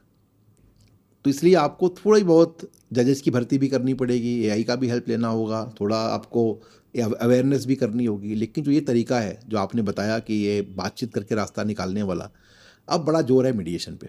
मीडिएशन पे। बिल्कुल, जो मध्यस्थता जिसको बोलते हैं, बहुत जोर है इसके ऊपर। और उसमें करते क्या है हम लोग आमतौर पे दोनों पार्टीज़ को बिठा देते हैं और उनकी हर तरह से चाहते हैं इनकी बातचीत हो जाए। कई मामलों में ऐसा हुआ है कि वो एक दूसरे के खून के प्यासे हैं, और फिर बाद में उनकी 10, 15, 20 हियरिंग के बाद उनकी दोस्ती हो गई। रियली? कई मैटर्स में ऐसा हुआ कि वो ये कहते हैं कि हमारा ये ट्रेडमार्क है, हमारी ये कॉपीराइट है, हम देंगे नहीं आपको। फाइनली जब बहुत देर तक बातचीत हो गई, एक 10 दिन, 20 दिन, 1 महीने, तो कहते हैं ठीक है हम इतने पर एग्री करते हैं। वो भी नीचे आ जाते हैं, थोड़ा ये ऊपर चले जाते हैं, वो रास्ता निकल जाता है। रास्ता निकालना बहुत ज़रूरी है, बातचीत से अच्छा कुछ भी नहीं है। लेकिन अभी बातचीत के लिए मैच्योरिटी, सभी लोग उतने मैच्योर नहीं है। जैसे हर आदमी, हिंदुस्तान की एक परंपरा रही है कि जब आपसे ज़्यादा कोई गर्मा गर्मी हो तो बोलते हैं आपको हम कोर्ट में देख लेंगे। जी। जो आदमी पढ़ा लिखा नहीं है, स्कूल नहीं गया, पहली क्लास में भी नहीं गया, नाम भी लिखना नहीं जानता, मगर वो कहता हम आपको कोर्ट में देख लेंगे। फिर कहता हम थाना कचहरी करेंगे, आपको दौड़ाएंगे, आपके समझ में आ जाएगा। वो जानता है कि जिस दिन हम केस करेंगे इसको हम ये दौड़ेगा, और हम भी दौड़ेंगे। दौड़ेगा तो वो भी, उसको भी पेन होएगा, लेकिन मुझे भी पेन होएगा, लेकिन हाँ, उससे ज़्यादा होएगा। लेकिन जो एक कहानी है ना कि भगवान ने किसी से पूछा कि भाई बताओ हम तुम्हें क्या दें, जो कहोगे तुम्हें मिल जाएगा, पड़ोसी को लेकिन दूना मिलेगा। तो उसने कहा मेरी एक आंख फोड़ दो। तो ये जो कहानी है ना, उस कहानी की वजह से आपको एक बदला लेने का चस्का लग जाता है। जी। और धीरे धीरे लोग रियलाइज़ करेंगे इसको। मैं गाँव में देखता हूँ कितना माहौल ख़राब हो गया। मैं आपको बताऊँ, हम लोग जब पहले गाँव में जाते थे, गाँव के हर घर पे खाना खाने जाते थे। जैसे अब एक घर पे गए तो इनके यहाँ कुछ खा लिया, उनके यहाँ कुछ खा, किसी के दरवाजे पे नहीं गए, उसको बुरा लगता था, करे हम आप गांव में आए और मेरे पास नहीं आए। मैं अभी भी जाता हूँ, मैं हमारे गांव में हर कम्युनिटी के बीच में, हर धर्म के बीच में ज़रूर जाता हूँ और लोगों से मिलता हूँ। लेकिन जो माहौल था पहले गाँव के अंदर, जो अपनापन था, अब वैसा अपनापन नहीं है। कई बार आप उसको मिस करते हो, क्या यार ऐसा कैसे हो गया। इतना प्यार था इस गाँव के अंदर, हर घर का हर आदमी, बच्चा बच्चा आपको प्यार करता था, आप भी उनको प्यार करते थे। अब उस तरह का माहौल नहीं रहा। बट क्यों? क्योंकि अब झगड़े होते हैं, आबादी आपकी बढ़ गई। अब 2 एकड़ ज़मीन है आपके पास, मान लीजिए आम का ही बगीचा है, 50 पेड़ है आपके पास आम के, और आपके घर में पहले 3 आदमी थे, तो बचे हुए आम आप बाकी गांव को भी खिला रहे हो। आबादी बढ़ गई तो आपने घर में भी ज़रूरत बढ़ गई। आप सबसे पहले, जो हिंदुस्तान की सबसे बड़ी प्रॉब्लम है वो आबादी है जी। बहुत सी मुसीबत तो आबादी पैदा कर देती है। अगर आपके पास 5 रोटी हो और खाने वाले 2 हों तो दो खा लेंगे, एक कोई 3 भी खा लेगा। अब 2 ही रोटी है, 5 आदमी हैं, तो फिर तो थोड़ी संघर्ष तो करना पड़ जाएगा। वो आप अपनी फैमिली को फीड अपनी करोगे, फैमिली को, खुद को नहीं, पहले खुद को। जी आजकल तो ये हालत हो गई कि खुद को आप प्रोटेक्ट करने पे लग जाते हो कि खुद को पहले हम देख लें, अपना देख लें पहले, फिर आप दूसरे का देखते हो। मेरे ख्याल से धीरे धीरे जब आबादी का थोड़ा सा ये हो जाए, और मैं तो हर बार कहता हूँ कि आप ये सारा काम छोड़ो, सरकारों को कुछ नहीं करना चाहिए, एजुकेशन ठीक कर दो। जी हर आदमी को शिक्षा इतनी दे दो कि उस आदमी को कोई कमी ना फील हो। और एक बार अगर शिक्षा अच्छी मिल गई, प्रोफेशनल एजुकेशन भी मिल गई आपको आध्यात्मिक विकास भी आपका हो गया, सांस्कृतिक विकास भी हो गया, आप गांव के रहने वाले हो, इतना होने के बाद इलाज एक बच जाता है। बाकी वो आदमी खुद कर लेगा, नौकरी ढूंढ लेगा अपने लिए। नौकरी कभी सरकार नहीं देती। सरकार की तो मजबूरी है पुलिस रखना, सरकार की मजबूरी है सेना रखना, उनकी मजबूरी है रेल चलवाना। तो वहाँ पर वो नौकरी नहीं दे रहे हैं आपको, वो तो सरकार चला रही है काम को। लेकिन जो आम आदमी जो एडजस्ट हो रहा है, जो सरकार की मदद के बिना खड़ा हो रहा है, वो तभी खड़ा होगा जब शिक्षा होगी। शिक्षा हो, अनुभव हो, इसकी ज़रूरत है। सरकार को इस पे काम करना चाहिए। प्रदीप जी, आपने शिक्षा की बात की तो मैं इसको एक टॉपिक है जो मेरे मेरे माइंड में काफ़ी चल रहा है, इज़ हमारे आम आदमी की सिविक सेंस। ये क्यों होता है कि जब हम दुबई जाते हैं, सिंगापुर जाते हैं, तो हम रूल्स फॉलो करते हैं, कचरा नहीं फेंकते हैं, जो बोलते हैं साफ़ सफाई रखते हैं, लेकिन अगर ऐसे ही हम इंडिया में आते हैं तो हमारी सिविक सेंस बिल्कुल ज़ीरो हो जाती है, वेदर इट्स क्लेanलीनेस और एंड इट्स नॉट कि एजुकेशन नॉन एजुकेशन। अगर आप अच्छी वेल रिस्पेक्टेड कॉलोनीज़ में भी जाएं, दिल्ली में आप जीके और मौसम विहार में भी जाएं, वहाँ पे भी आपको कचरा दिखेगा। लोग प्लास्टिक फेंकेंगे, चीज़ों को ब्रेक करेंगे। ट्रेन स्टेशन में जाएंगे, नई ट्रेन होएगी, सडनली शीशे पे स्क्रैच होएगा। आप ब्लैंकेट्स अपनी बैग में लेके रख के चले जाएंगे। So what is this reason, ये इंडियन में सिविक सेंस क्यों इतनी मिसिंग है? देखिए, एक तो जो सबसे बड़ी बात है ना कि कम्युनिटी से कम्युनिटी बनती है। जी जैसे अभी आप किसी तमिल आदमी के घर चले जाएं, किसी आप तेलुगु के घर चले जाएं, तो आप जूते अपने आप बाहर निकालेंगे और अंदर जाएंगे, वो सबके जूते निकले हुए हैं। आप किसी ऐसे परिवारों में चले जाएं तो जूते आप पहन के जाते हो, निकालने का तो आप सोचते ही नहीं। एक जो कल्चर जो फॉलो करता है सोसाइटी, जी चाहे भले ही ज़बरदस्ती कर, सबसे पहले आपको अपने घर से बदलाव करना पड़ता है। आपने अगर शुरू कर दिया तो फिर आप बाकी जगह भी सब सिस्टम ठीक हो सकता है। मैं एक लेडी को जानता हूँ, ऐसे पढ़ी लिखी लेडी है, पीएचडी कर रही हैं, पीएचडी किया हुआ उन्होंने, पढ़ाती हैं, इंजीनियरिंग आईआईटी से पढ़ी हुई हैं। वो अगर कोई पॉलीथीन फेंके रोड के किनारे तो उतर के पहले लड़ती हैं उससे। लेकिन प्रॉब्लम क्या है कि सारे फेंक रहे हैं, तो उसमें तो तरीका फिर यही ठीक होगा कि आप भी अपना फेंको और जाओ। जी अगर आप कोई नहीं फेंक रहा और आप फेंकें, आपकी हिम्मत नहीं पड़ेगी। कई बार मैंने देखा है कि आप जैसे डस्टबिन आप लगाते हैं जहाँ पे लिखा रहता है कि ये गीला कचरा है और ये सूखा कचरा है, अगर आपने सूखे में गीले को डाल दिया, गीले में सूखे को डाल दिया, पेनल्टी हो सकती है आपके ऊपर, जुर्माना लगता है। हिंदुस्तान में तो आप उस कूड़े के बक्से में ही फेंक दो, बहुत बड़ी बात है। और फिर कूड़े के बक्से भर भी जाते हैं, कोई उसको हटाने वाला नहीं है। आप देखिए ना, जितनी अभी 1-2 मैटर्स हम लोग देख रहे हैं जो पॉल्यूशन कंट्रोल से जुड़ा हुआ है, पीने का पानी साफ़ नहीं है, सारी की सारी सीवरेज उस नदी के अंदर मिलती है, सारी की सारी, गंगा हो, यमुना हो या कोई भी नदी हो, सारी गंदगी उस नदी के अंदर जाती है। आप डिपेंडेंट हो उस नदी के पानी के ऊपर कि उसी पानी को पियो और उस पानी को यूज़ करने के बाद जो गंदगी है उसी पानी के अंदर मिलाओ और वही पानी आपको पीना है। कितना प्यूरीफाई कर लोगे? समुद्र की भी यही हालत है। बॉम्बे में ठीक है, टनल बना के 4 किलोमीटर 5 किलोमीटर आगे आप छोड़ते हो गंदगी, मगर पूरा पानी वहाँ काला हो जाता है और वो देखने में भी ठीक नहीं लगता, वो सफाई भी नहीं होती वहाँ पे।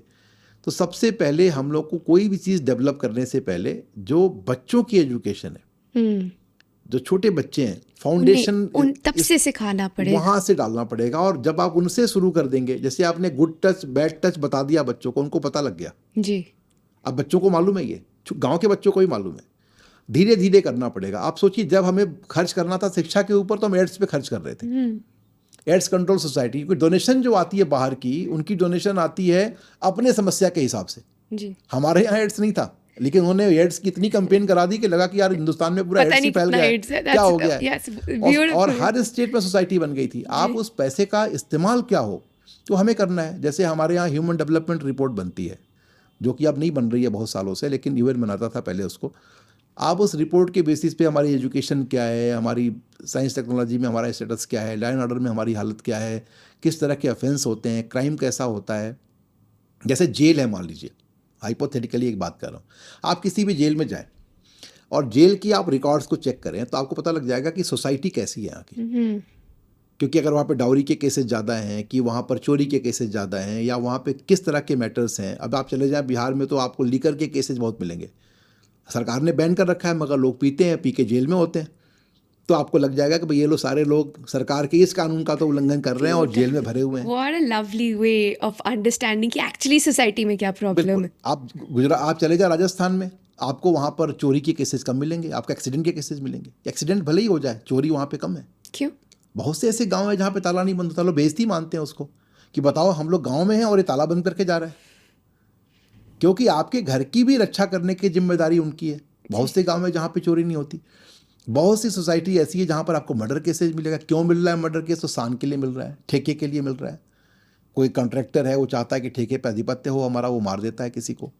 राजनीति ऐसी चलती है। वोट मांगने के ढंग पे पता लग जाएगा आपको कि मुद्दा क्या है, सोसाइटी चाहती क्या है। जैसे कई जगह आप जाएं तो हर कोई भाषण दे रहा होता है, हम ये करेंगे, वही बात सब बोल रहे होते हैं। जो था वो भी वही बोल रहा होता है, जो होने वाला है वो भी वही बोल रहा होता है। तो आपको लग जाता है कि यहाँ पे मेजर इशू तो यही है। अब जैसे गन्ना किसान है हमारे यूपी के अंदर या महाराष्ट्र के अंदर, जहाँ की सोसाइटी स्ट्रांग होगी वहाँ पेमेंट टाइम से होगा।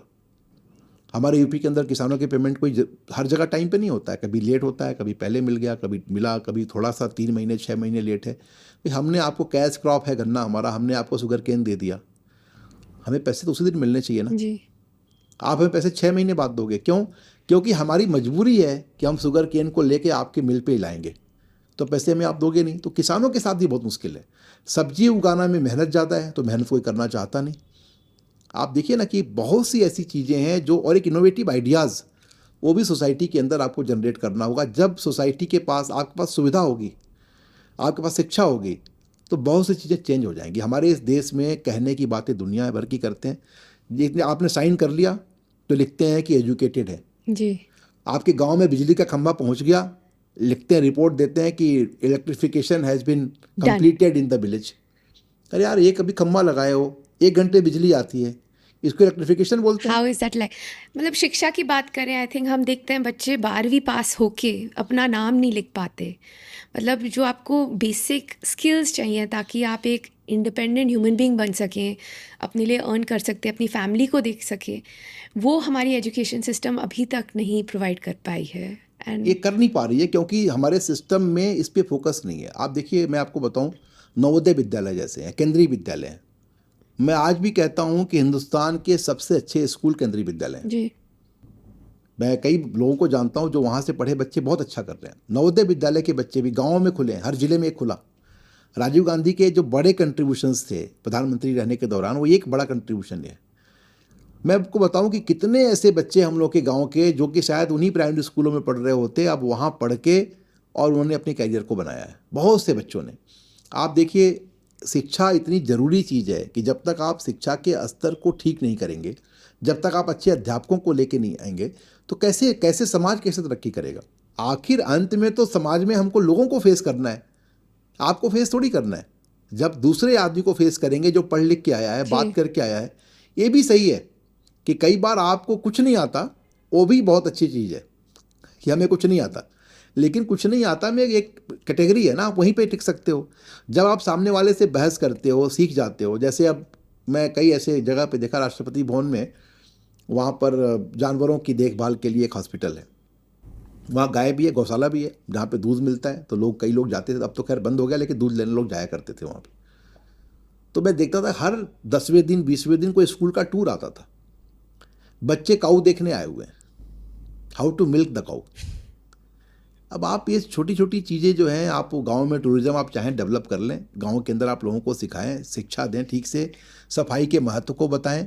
अब कई लोग NGO जाते हैं, झुग्गियों में नाखून काट रहे होते हैं, बच्चों के ये कर रहे होते हैं, उससे काम नहीं चलेगा। अब आपके पास रहने की जगह ही नहीं है। कुल गिन के 10 बाई 10 का कमरा है। अब 10 बाई 10 के कमरे में आपका वॉशरूम है, आपके बच्चे सोते हैं, आप भी सोते हो, क्या सफाई कर लोगे आप? जी। और कैसे कर लोगे? तो इसलिए सबसे ज़रूरी बात तो ये है कि आप जहाँ पर जो व्यक्ति है, जो पलायन होता है, जैसे हमारे यहाँ के लोग जाते हैं कई बार मैं देखता हूँ लोग दुनिया भर की बातें करते हैं, आप किसी बिहारी को आप भीख मांगते नहीं पाइएगा। अगर आप किसी को पकड़ लें, किसी भिखारी को, क्योंकि रिक्शा चला रहा है, वो मजदूरी कर रहा है, क्योंकि उसी ने वही सीखा है, वही मजदूरी उसका कर रहा है, जी भिक्षा तो नहीं मांग रहा है ना, बेगिंग तो नहीं कर रहा है।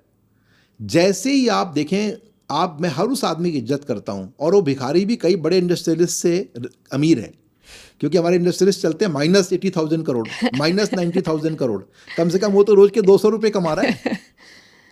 तो आप देखें, शिक्षा की ज़रूरत है, और वो व्यक्ति भी जो मजदूरी कर रहा है, वो ये चाहता है कि मेरा बच्चा अच्छे स्कूल में पढ़ ले। अब स्कूल की फ़ीस के पैसे नहीं है, आप अच्छा स्कूल सरकार दे नहीं रही है। जैसे हमारी पूरी पढ़ाई जो हुई हम लोगों की, 1ली से 12वीं तक की तो फ्री थी, फिर जब यूनिवर्सिटी में आए तो हमारी 60 रुपये में पूरे साल पढ़ लिया हम लोगों ने, हॉस्टल और रहना सब हो गया, लेकिन वो भी माफ़ थी 60 रुपये भी, क्योंकि हम खेलते थे, स्पोर्ट्स में थे हम लोग। आप देखें ना कि बहुत सी सुविधाएं ऐसी सरकार की तरफ से मिलती हैं, खासकर एजुकेशन सेक्टर में। एजुकेशन सेक्टर में आप जब तक समाज को ट्रेन नहीं करेंगे, आपको डॉक्टर्स भी नहीं मिलेंगे। आप अंडरटेकिंग ले लो, आप डॉक्टर्स बनाओ। अब आप 50 लाख दे के आप डॉक्टर बन रहे हो, 60 लाख दे के डॉक्टर बन रहे हो, 60 लाख दे के वकील बन रहे हो, तो क्या फिर आप ये थोड़ी सोच सकते हो कि यार हमारे जो घर के लोन लेके पैसे लगाए हैं, कई बच्चे मैं जानता हूँ जो कि लोन लेके पढ़ रहे हैं, कहाँ से पैसे देंगे वो, कैसे देंगे? कैसे मैनेज करेंगे? As a society we need to invest in our health and education. आपने राष्ट्रपति भवन की बात की, एंड आप हमारे प्रेसिडेंट अब्दुल कलाम के साथ भी आपका मिलना जुलना था। He has been known as one of the greatest teachers, change makers in our country. उनकी एक स्टोरी बहुत फेमस है, जब वो एक रॉकेट शिप लॉन्च हो रहा था, पहली बार वो लॉन्च नहीं हुआ, तो he got up and he said कि मेरी गलती है कि ये लॉन्च नहीं हुआ। जब वो एक्चुअली सक्सेसफुली लॉन्च हुआ तो ही सेड कि अब मेरी टीम की रिस्पॉन्सिबिलिटी है। आपका क्या एक्सपीरियंस था उनके साथ, क्या पर्सनालिटी थी? देखिए, बहुत ही सरल व्यक्ति थे, और कई बार ऐसा हुआ कि वो DRDO गेस्ट हाउस में रहते थे। जी।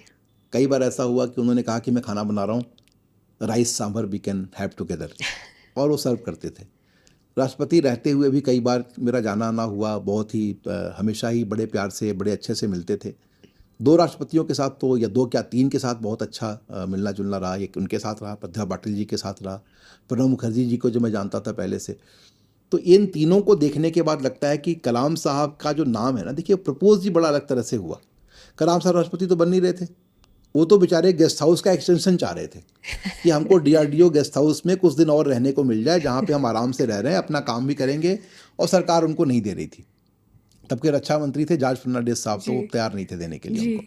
उनका कहना था कि इसको नहीं मिलना चाहिए, नहीं मिलना चाहिए। तो क्योंकि आप रिटायर हो गए हो, इतने दिन बाद गेस्ट हाउस में क्यों रहोगे, और फिर उनका था कि और भी चीज़ें कई काउंट होती हैं, तो नहीं देने को तैयार थे वो कलाम साहब। अब राष्ट्रपति बनने की बारी आई तो कांग्रेस पार्टी की सरकार नहीं थी, BJP की सरकार थी, अटल बिहारी वाजपेयी जी प्रधानमंत्री थे, और उन्होंने तय किया, महाराष्ट्र के गवर्नर थे PC अलेक्जेंडर, उनको बनाया कि ये बनेंगे राष्ट्रपति। अब उनको लगा कि शायद हमारे नंबर पूरे नहीं हो पाएंगे, और अगर हार गए राष्ट्रपति के चुनाव में तो बड़ी बेइज्जती होगी। जी। उस समय जसवंत सिंह जी मंत्री होते थे, केंद्रीय मंत्री थे, और जसवंत सिंह जी ने उस समय मुझे याद किया, मुझे बोले कि मैं आना चाहता हूँ तुम्हारे यहाँ। तो आए, और उन्होंने मुझे बोला कि देखो, मुलायम सिंह जी थे UP के चीफ मिनिस्टर, मैं उनके केसेस करता था हैंडल।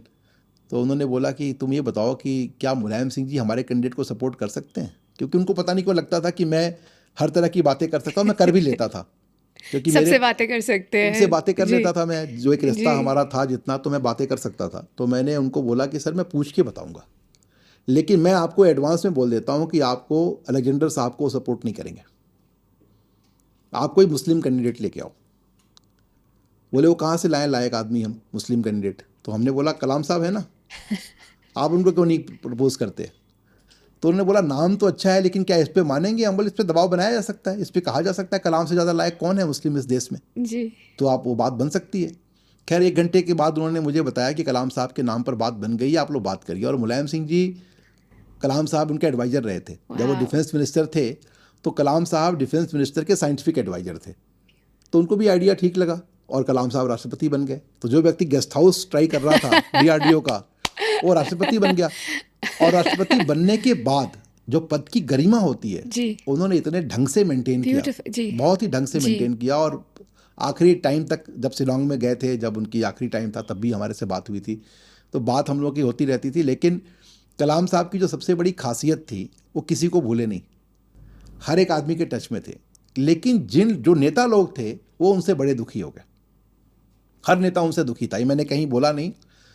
जिन्होंने बनाया वो भी दुखी थे, और उसका कारण था कलाम साहब हर एक व्यक्ति को रूल बुक के हिसाब से फॉलो करते थे। अब जैसे मान लीजिए कि कोई ऐसा व्यक्ति है जिसने उनको सपोर्ट किया, मदद की, जिसकी वजह से वो राष्ट्रपति बने हैं, वो व्यक्ति उनको मिलने जा रहा है, तो राष्ट्रपति के सामने अगल बगल 2 कुर्सियां होती हैं, जी तो हेड ऑफ द स्टेट ही बैठ सकता है, जी। प्रधानमंत्री बैठेगा या कहीं का राष्ट्रपति बैठेगा, वही बैठ सकता है। अदरवाइज आप सामने दूसरी कुर्सी, जो हाँ लंबी जी, कुर्सी, उस पर जी, बैठेंगे। जो जी। 2 कुर्सियां, उस पर नहीं बैठ सकते। जी मैं कई बार जाके अक्सर बैठ जाया करता था उस कुर्सियों पे, मुझे कभी नहीं मना किया, लेकिन उन नेताओं को मना कर दिया जाता था कि आप यहाँ नहीं, यहाँ बैठना पड़ेगा।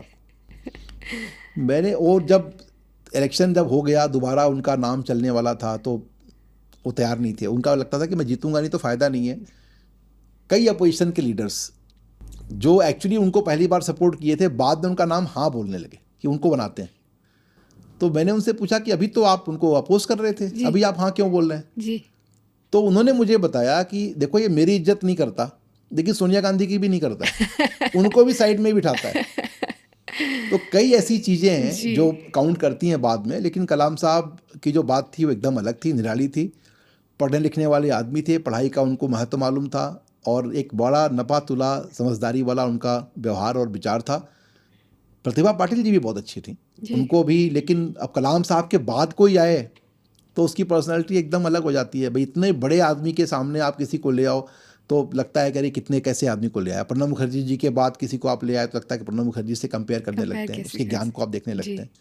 लेकिन सच्ची बात तो यह है कि ये पद कॉन्स्टिट्यूशनल पोस्ट है, उस पर अगर ऐसा व्यक्ति आपको मिल जाए जो व्यवहारिक हो, जो समझदार हो, जो देश का भी सम्मान का ख्याल रखे, कई जगह जाके कम से कम एजुकेशन सेक्टर को, क्योंकि जो हमारे राष्ट्रपति और राज्यपाल होते हैं ये बड़े कई एजुकेशनल इंस्टीट्यूशंस के चांसलर और विजिटर होते हैं, जी तो कम से कम वो तो ठीक कर सकते हैं। पर्पज भी यही था, जो ओरिजिनली ये कॉन्सेप्ट बनाया गया था, इसका पर्पज ये था कि एजुकेशन डिपार्टमेंट, जीत के तो कोई भी आ सकता है, 2 पढ़ा हुआ भी आदमी भी आ सकता है, अनपढ़ भी आ सकता है, इलेक्शन तो किसी का भी हो सकता है, किसी का हो सकता है। मगर जो ये काम है एजुकेशन वाला सेक्टर, इस पे ऐसे आदमी को चांसलर बनाना चाहिए जो एजुकेशन के लिए कमिटेड रहे, पॉलिटिकल रीजन से नहीं। ये नहीं कि आपकी राजनीति खराब करनी है, हम आपके बीसी को नहीं, अपने बीसी को इट्स फॉर द बनाएंगे। गुडनेस ऑफ द कंट्री की कंट्री का ओहदा बढ़ाएं, बिल्कुल, उसको और बिल्कुल ऊपर लेके जाएं, Yes. जो इंस्पिरेशनल हो, एस्पिरेशनल हो, बिल्कुल। जो डेफिनेटली आई थिंक कलाम जी में एक एस्पिरेशनल बात बिल्कुल बहुत ज्यादा नहीं, कलाम जी थे, विष्णु नारायण सिंह जी थे, बड़े गवर्नर्स ऐसे हुए जिन्होंने एजुकेशन सेक्टर में बहुत काम किया। जी कई पॉलिटिशियंस ने भी किया। जी। जो व्यक्ति पढ़ाई किया होगा और जिसने ठीक से अपना अध्ययन किया है, वो कभी भी ऐसी गलती नहीं करेगा कि हमारे देश की शिक्षा व्यवस्था खराब हो जाए, क्योंकि शिक्षा ही मूल है। अगर आपने एजुकेशन ही ठीक नहीं किया तो आप कुछ नहीं कर सकते। और जो व्यक्ति यहाँ तक उठ के आया है उसको मालूम है कि एजुकेशन का कितना बड़ा रोल है उसके यहाँ तक पहुँचने में। कई ऐसे लोग हैं जो कि अपना जो पैशन है परसू नहीं कर पाए। अब सचिन कोई ग्रेजुएट तो नहीं है, हाई स्कूल ही बड़ी मुश्किल से पास हुआ। जगह जगह अखबारों में खबर छपती थी कि तेंदुलकर को दुनिया भर के स्कूल्स ऑफर कर रहे हैं कि हमारे यहाँ एग्जाम दो, हम पास करा देंगे नकल करा के आपको, ये खबरें बनती थी। लेकिन जब आपको इसका महत्व पता लग जाए कि एजुकेशन का क्या महत्व है और किस तरह से इसे करना है, वो समझने के लिए भी वैसा ही व्यक्ति चाहिए। इसलिए कलाम साहब जैसा कोई दूसरा विकल्प नहीं था। प्रतिभा पाटिल जी भी बहुत ही एजुकेशन को लेके कमिटेड थी, मगर उनकी वो व्यक्तित्व उनके ऐसा नहीं था, क्योंकि वो तो जिम्मेदारी थी ना, राज्यपाल से आई थी यहाँ पे।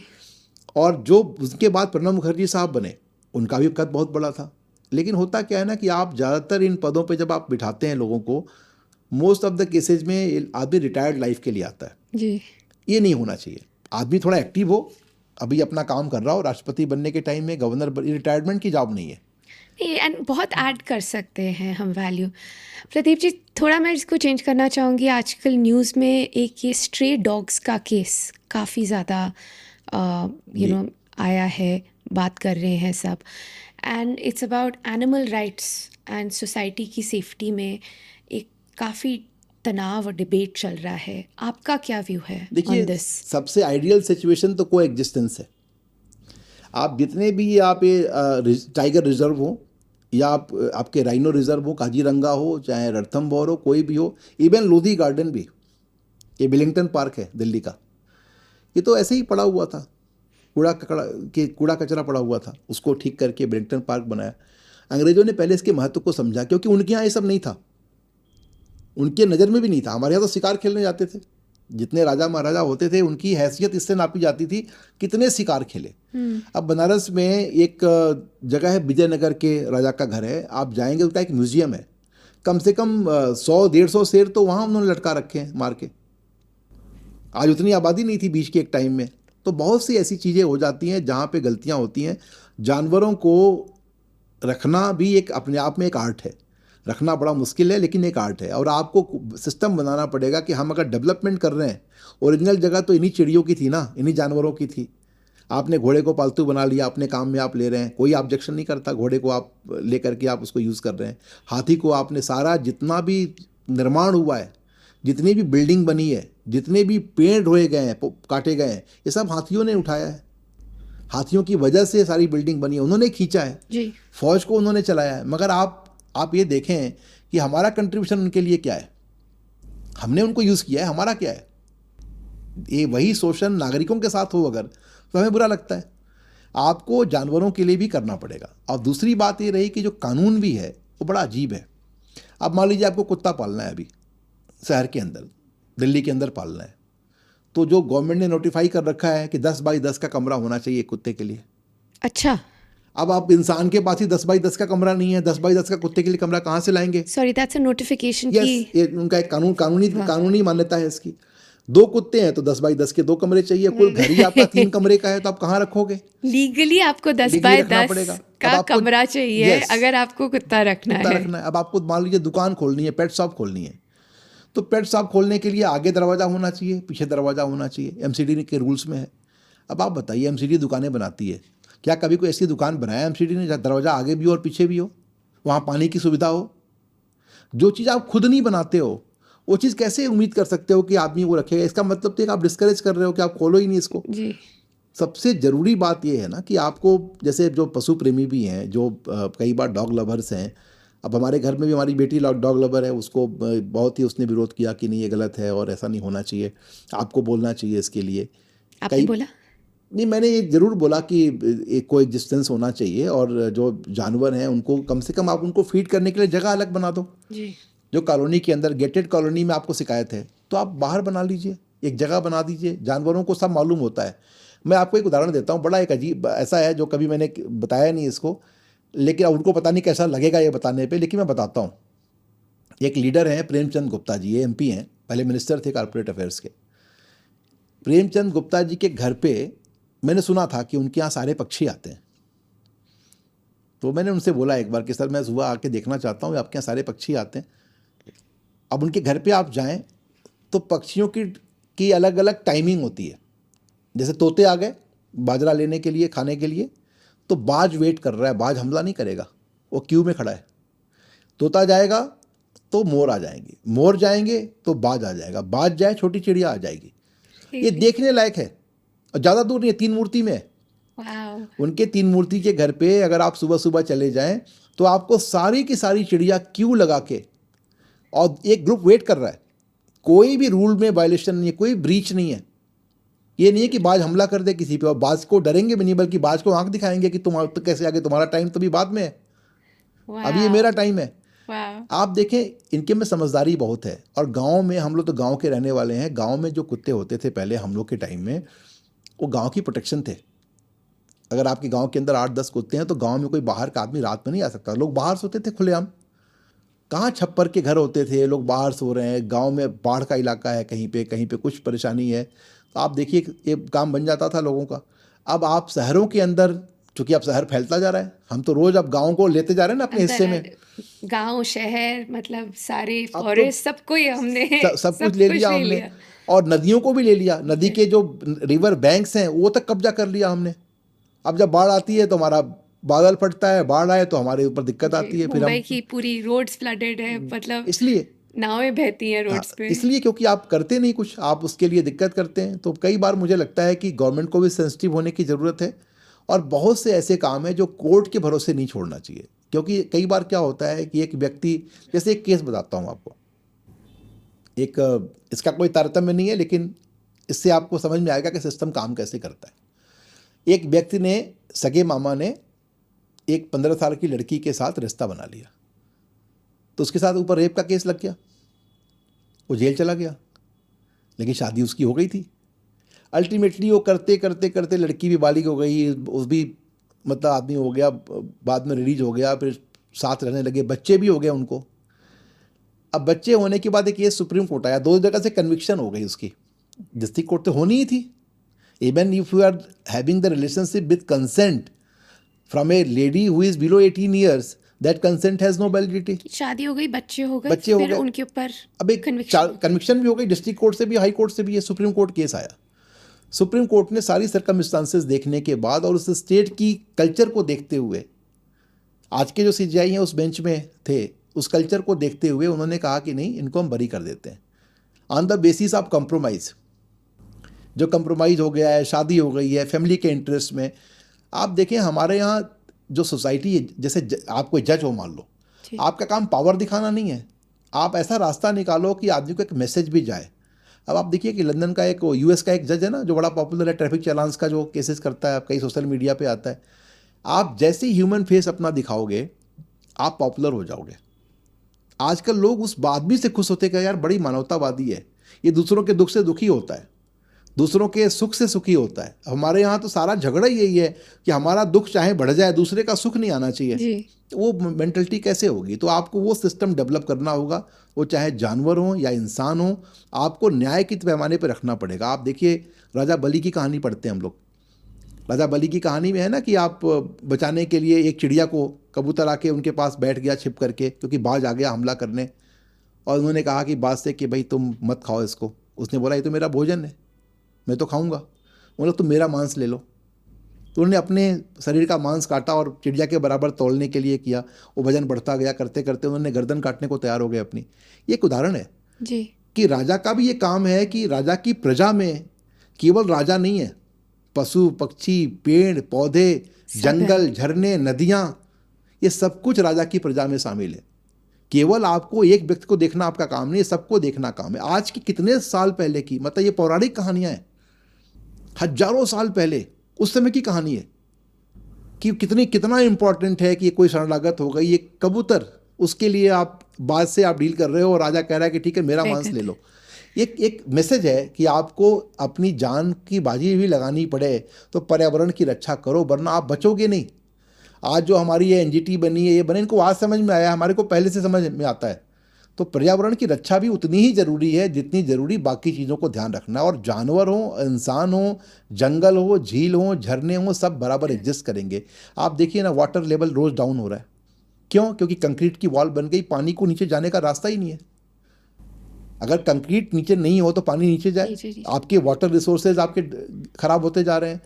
अब आजकल एक नया प्रोजेक्ट आया अभी कुछ साल पहले यूपी के अंदर, मैं आपको बताऊं, ये वेस्ट मैनेजमेंट का। जी अब नॉर्मली लोग कूड़े से बिजली बनाने का काम या कुछ और करते हैं। अब वो टेक्नोलॉजी कहीं बाहर से लेके आए, मुझे एग्जैक्टली ध्यान नहीं है, उस केस में मैं अपीयर हुआ था। उनका काम क्या था, वो ड्रिल करके कूड़े को और ज़मीन के अंदर डाल देते थे। अब जहाँ पर पहाड़ी इलाका है वहाँ तो ड्रिल करके आप डाल दो, पहाड़ के बीच में कहीं ना कहीं वो फंस जाएगा। लेकिन जहाँ वाटर रिसोर्स है, वाटर बॉडी है अंदर, वो सारा आपका पानी आपने पूरा पानी ही खराब कर दिया, पूरे के पूरे शहर का पानी खराब कर दिया। और आपके समझ में नहीं आता ये प्रोजेक्ट लेने के लिए, जैसे यूकेलिप्टस के जो पेड़ लगे थे जगह जगह लगाए गए, सारे पानी अब वो लगाए गए थे इसलिए कि जहाँ पे बाढ़ आता है वहाँ के लिए काम है। कहीं समुद्र के किनारे कहीं ज़्यादा पानी है, उसको ये सोखेगा। अब आपने जिस जगह पे, और सरकारों ने फ्री बांटा, फ्री लगवाया, अब पूरा की पूरी ज़मीन खराब हो गई, उसर हो गई, फसल होना बंद हो गया। और वो पेड़ आप काट भी दो, उखाड़ भी लो, जड़ नहीं जाती उसकी, पूरी की पूरी फसल खराब हो जाती है, वो किसी लायक नहीं बचती। अब आप देखें कि आप एक डेवलपमेंट लेके आ रहे हो, आप पाम ऑयल ले लो। आपको चलिए एक और बात बोलता हूँ, अब कितनी इनसेंसिटिविटी है। अब जैसे लड्डू का विवाद आया ना, तिरुपति का भी, तिरुपति मंदिर में लड्डू का इशू आया था। अब लड्डू का इशू आप देखने जाएं, अब आप घी अपने घर में बनाएं तो क्या रेट पड़ता होगा? कम से कम 2000 रुपये किलो। मार्केट में बड़ा अच्छा घी ले लें तो 800-900 रुपये किलो। अब सरकार टेंडर कर रही है और 280 रुपये, 285 रुपये किलो घी खरीद रही है। वो घी थोड़ी है।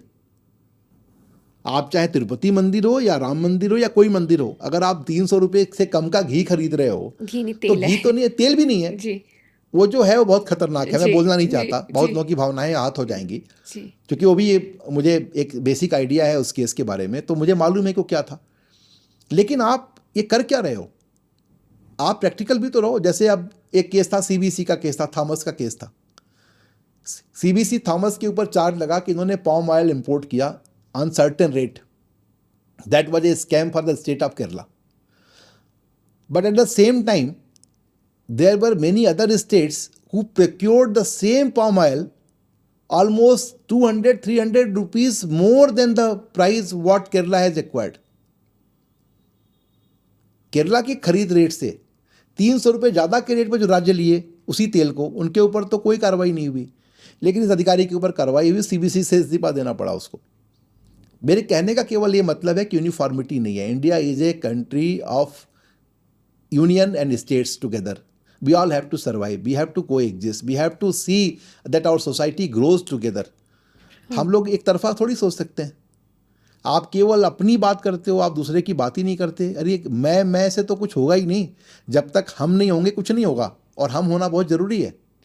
प्रदीप जी, आपने इतनी ब्यूटिफुली ये पूरा I think from the beginning to the end ये जोड़ा है हमारे लिए।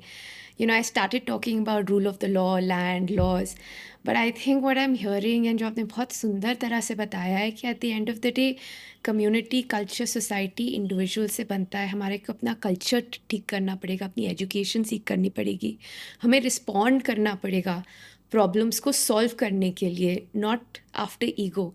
अगर हमें अपनी एजुकेशन सिस्टम ठीक करनी है तो जेलों में जाके देखना पड़ेगा कि क्या प्रॉब्लम्स है और उनकी लॉज को ठीक करके सॉल्यूशंस क्रिएट करने पड़ेंगे, वर्सेस फाइटिंग, वर्सेस की झगड़ा करने के लिए, वर्सेस की चलो लॉ में करते हैं। अपनी ईगो के जो हम पकड़ के एक ये फ्रिक्शन क्रिएट करते हैं। I think what I am hearing and what I have really learned from you in this is अपनी ईगो को कंट्रोल करो, रिस्पॉन्ड करो, सॉल्यूशंस ढूंढो, and as community, as society and also as lawyers, as जजेस, हमें सबको humanise करना बहुत इंपॉर्टेंट है फॉर अ सोल्यूशन। बिल्कुल होना चाहिए, और हम सारे के सारे जब सेंसिटिव होंगे, सारे एक अच्छी भावना के साथ बैठेंगे, और अंत में जो गोल है ना वो आपका एक ही होना चाहिए। जैसे हम सारे नारे लगाते हैं, और सर्वे भवन्तु सुखिनः सर्वे सन्तु निरामया, ये हमारा पुराना श्लोक है कि सबके सुख की कामना करते हैं, सबके लिए अच्छी बातें सोचते हैं, सबके लिए भला चाहते हैं। जब आप ये सोचने लगते हो कि दूसरों का भला हो तो आपका भी भला हो जाएगा। जी, तो वही आदमी, वही व्यक्ति, वही समाज तरक्की करेगा जो सबके लिए अच्छा सोचे और खुद के लिए भी कुछ अच्छा सोचे और करे।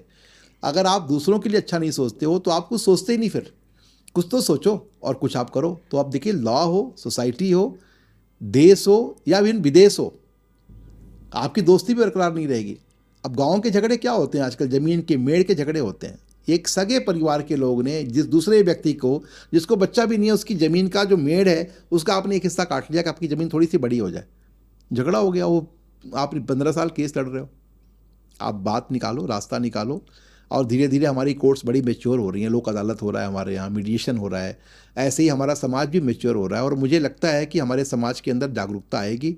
और ईश्वर अगर कहीं है, और हम लोगों ने, सारे हिंदुस्तानियों ने भक्ति तो की है सबकी, सभी का सम्मान किया है, सारे धर्मों का, तो अगर रास्ता कोई निकल जाए और इस देश की तरक्की के रास्ते में आए और आगे बढ़ाए इस देश को, उससे अच्छी बात क्या हो सकती है। Lovely, thank you so much Pradeep ji, thank you आने मैडम। के लिए, बात करने के लिए, इतनी सारी स्टोरीज़ के लिए।